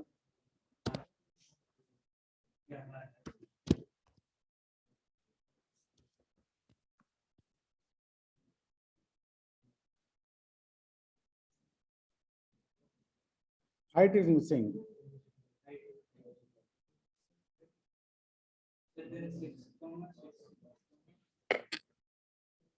One second.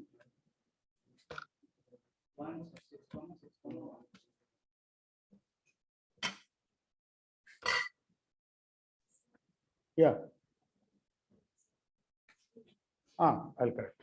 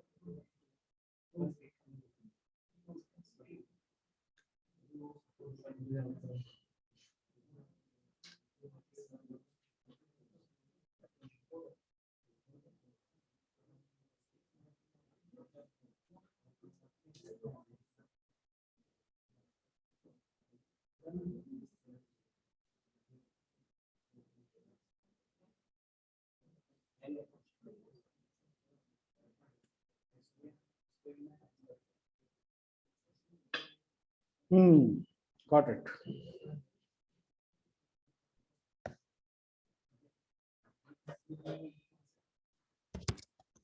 Categorical underscore features is equal to x dot columns. Big comma x is equal to PLT dot subplots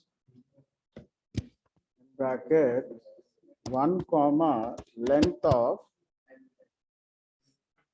categorical features. For I in categorical features in enumerate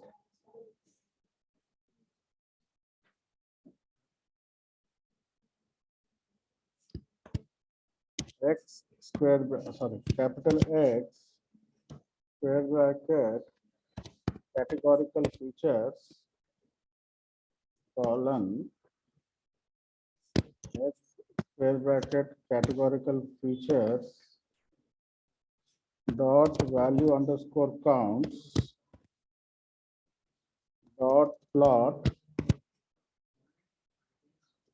bar comma Ax is equal to Ax square bracket I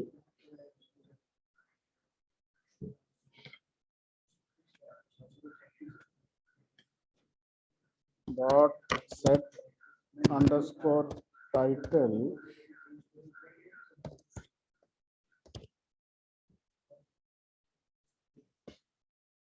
dot set underscore title categorical features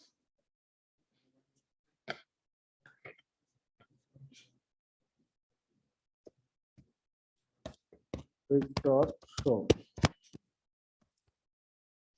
Wow, what is the problem?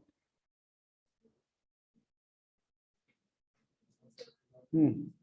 Hmm.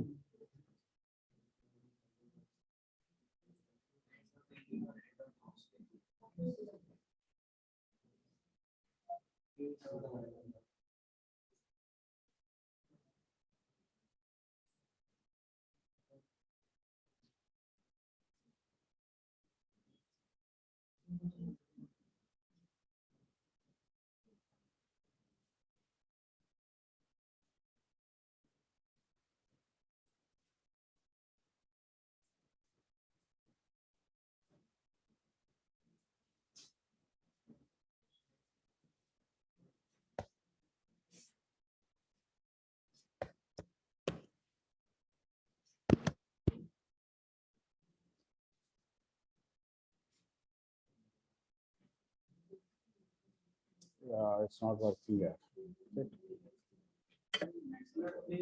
Matplotlib only I'm using.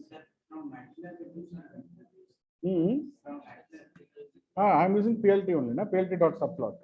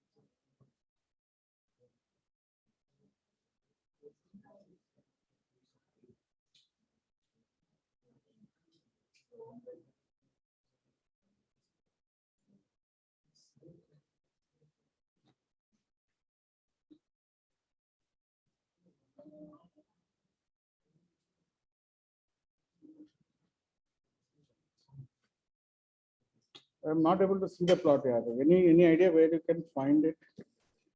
Not able to see it. So Gaussian NB have used, right?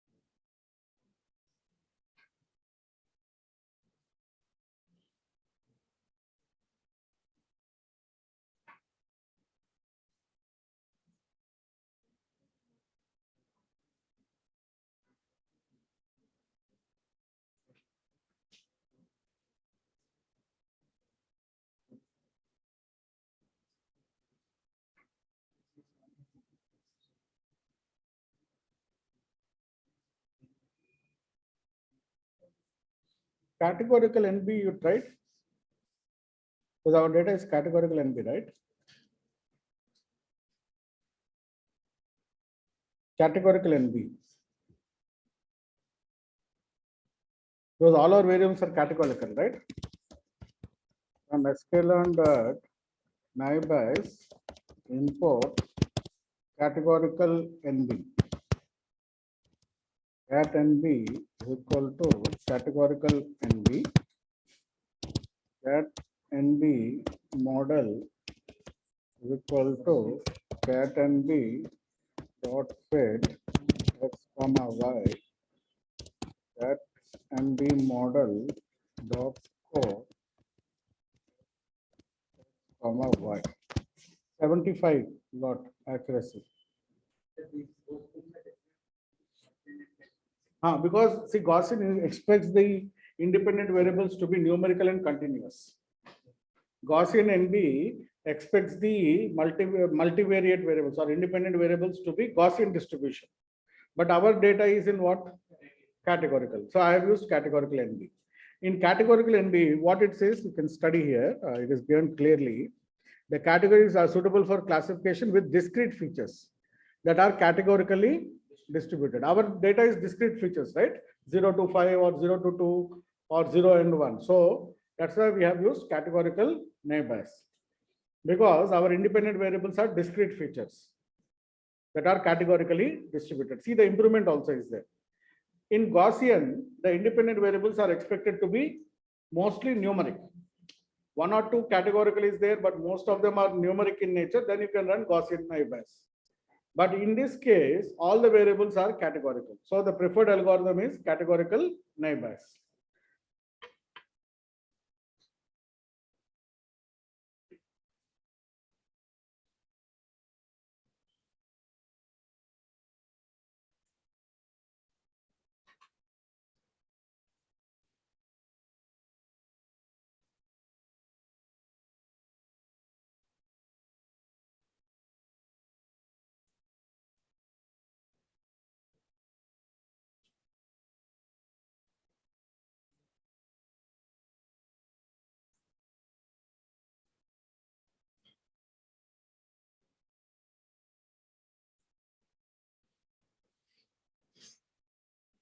So cat NB predict is equal to cat NB model dot predict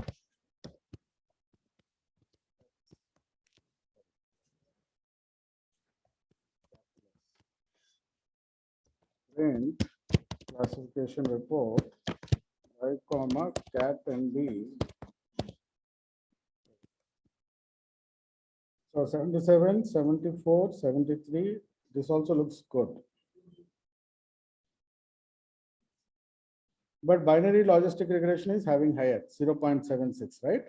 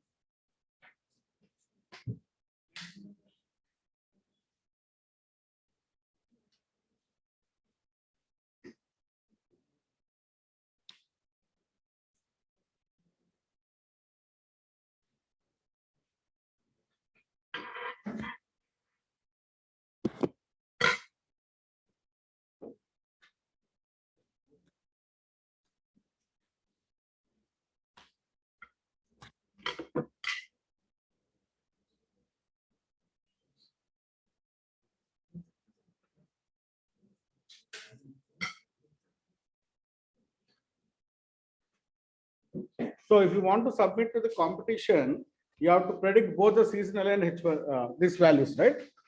Suppose you want to submit to competition. So we have not predicted, right?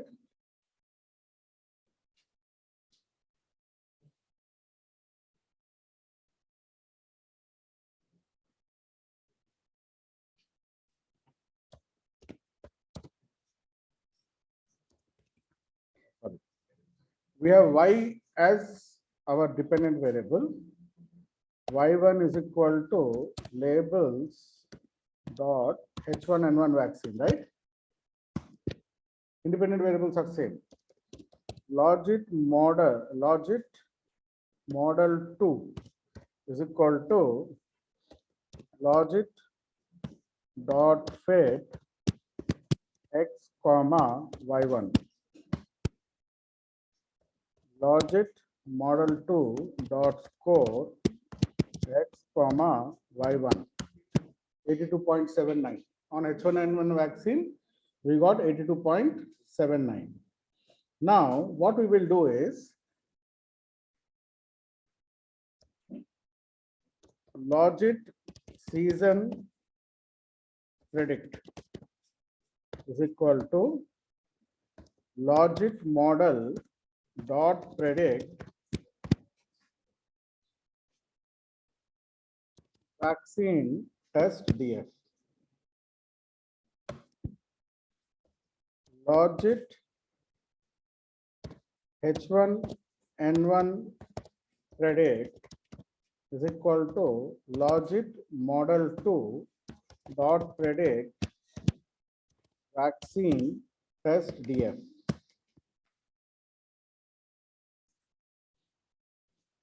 So y1 is my H1N1 vaccine, y is my seasonal vaccine. X is same for both the variables. X is same.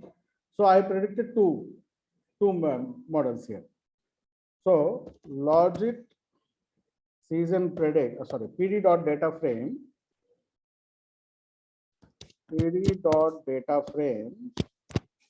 logit season predict dot to underscore CSV logit season dot CSV. PD dot data frame logit H1 predict dot to underscore CSV logit H1N1 dot CSV. Okay, so let me just go to the hackathon folder in H1N1 predict vaccination. So you have logit season predict, which is here. You have logit H1 predict. Another one here, and sample submission. Where is sample submission file? Oh, I didn't download sample submission. Huh? You have downloaded sample submission H1N1. Where is it? How come I didn't download sample submission? Given data.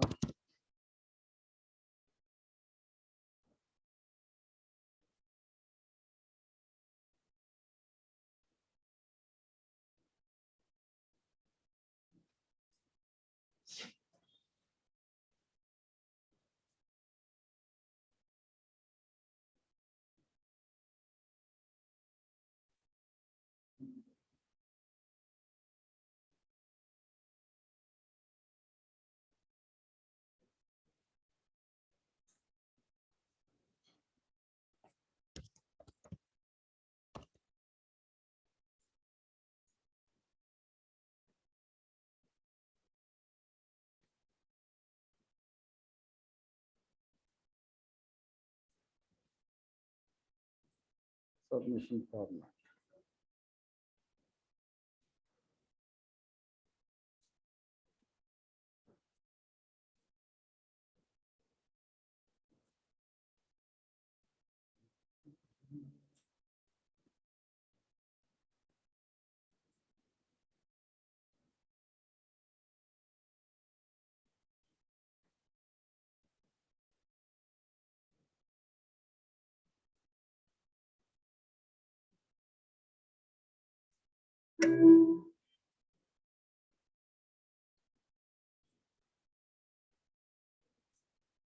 Okay, so we have the submission file. First one is H1N1 axis. Oh, what is happening? It is using probabilities, huh?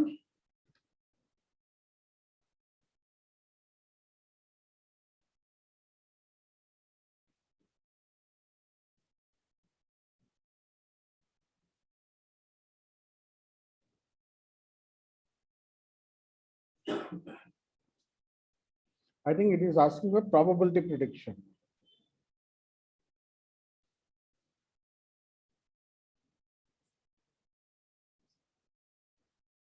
But 0.5, 0.7 only is there.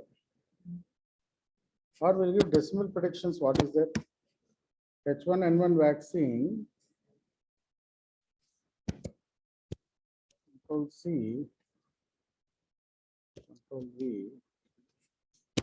Seasonal vaccine.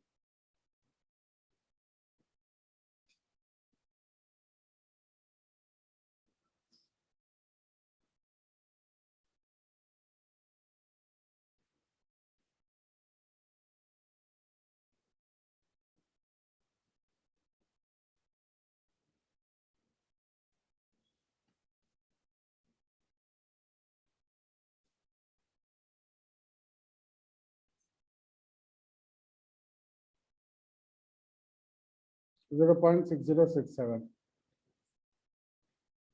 Logistic regression. Basic logistic regression.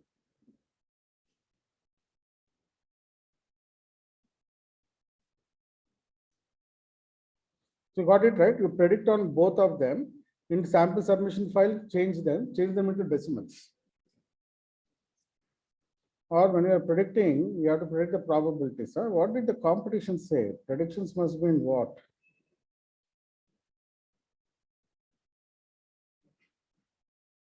Those predictions need to be in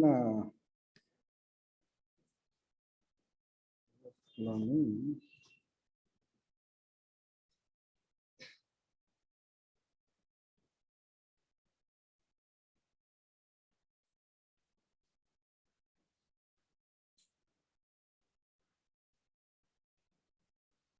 Evaluated between ROC, AOC.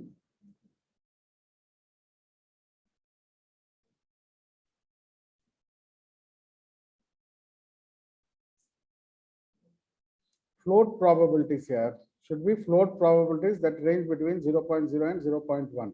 So we need to predict probabilities.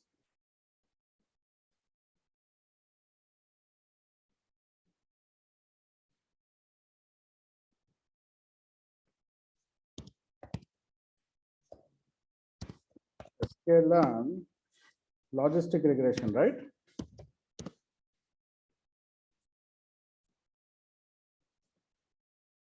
So come down, predict, where is predict? Predict underscore proba. Predict underscore proba. So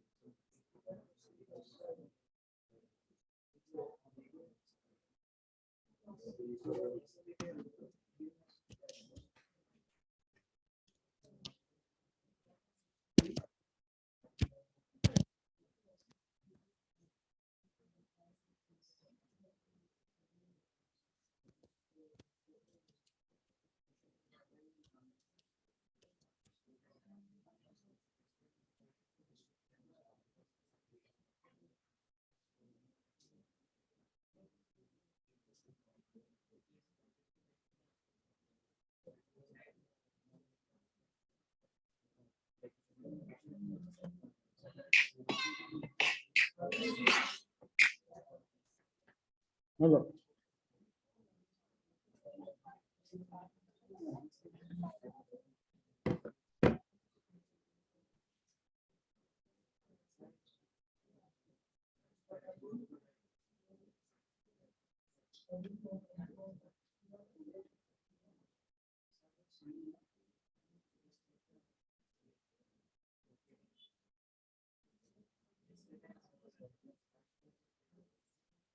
Hmm, 0.2615. What is the leaderboard?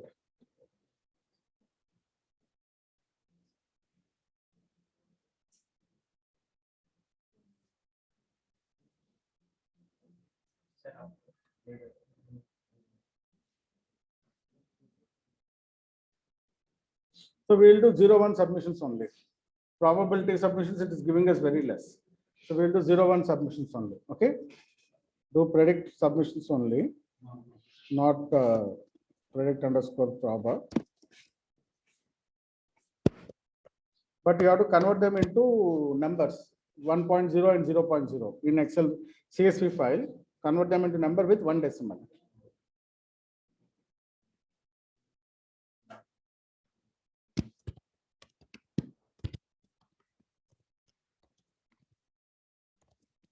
All of you got this right? How to predict?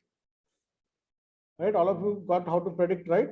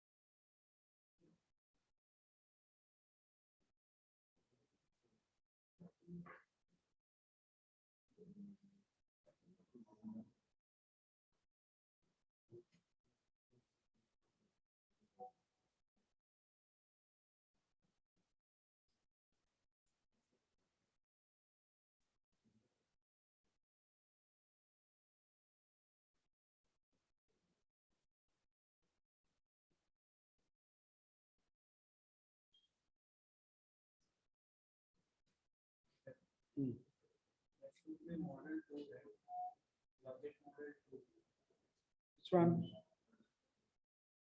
H1 N1 predict is model 2.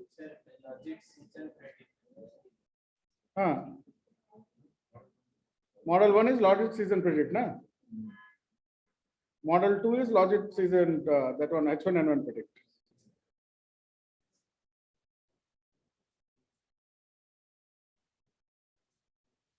What the hell, man? Why the markets are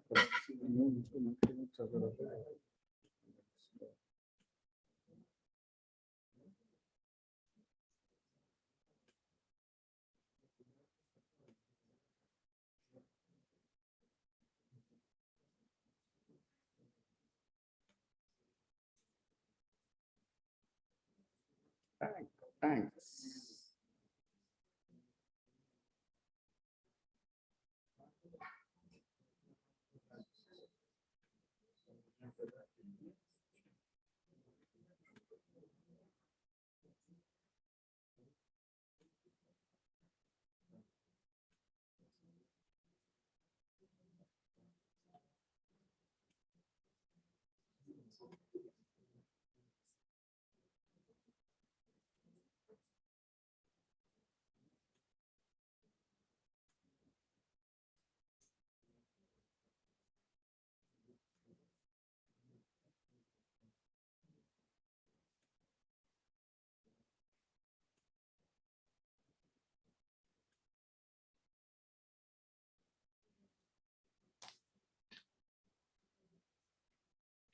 So you will submit for all the models till neighbors for day after tomorrow on the competition site.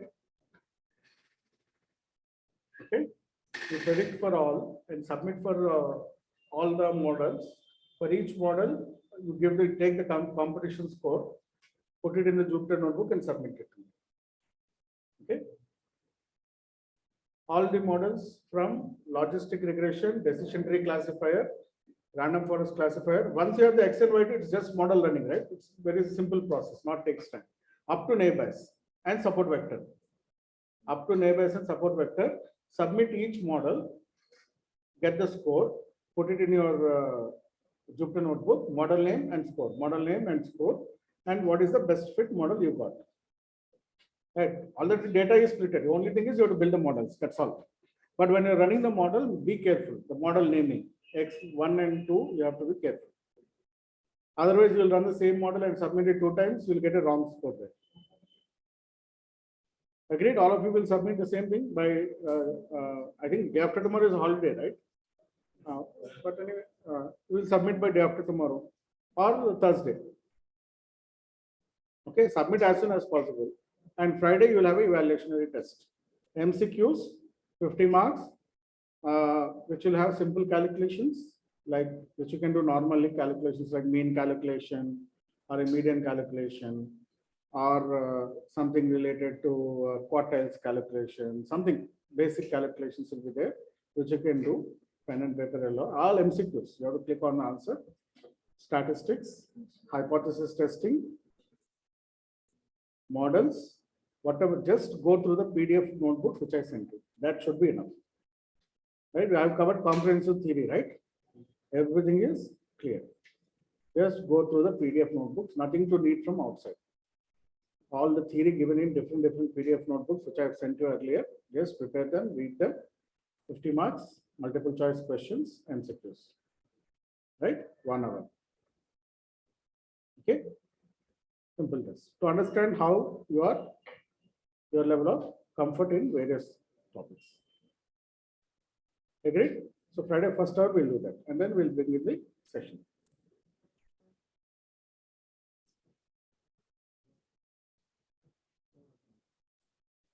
So any doubts, or shall we end the session for today? I'll stop recording.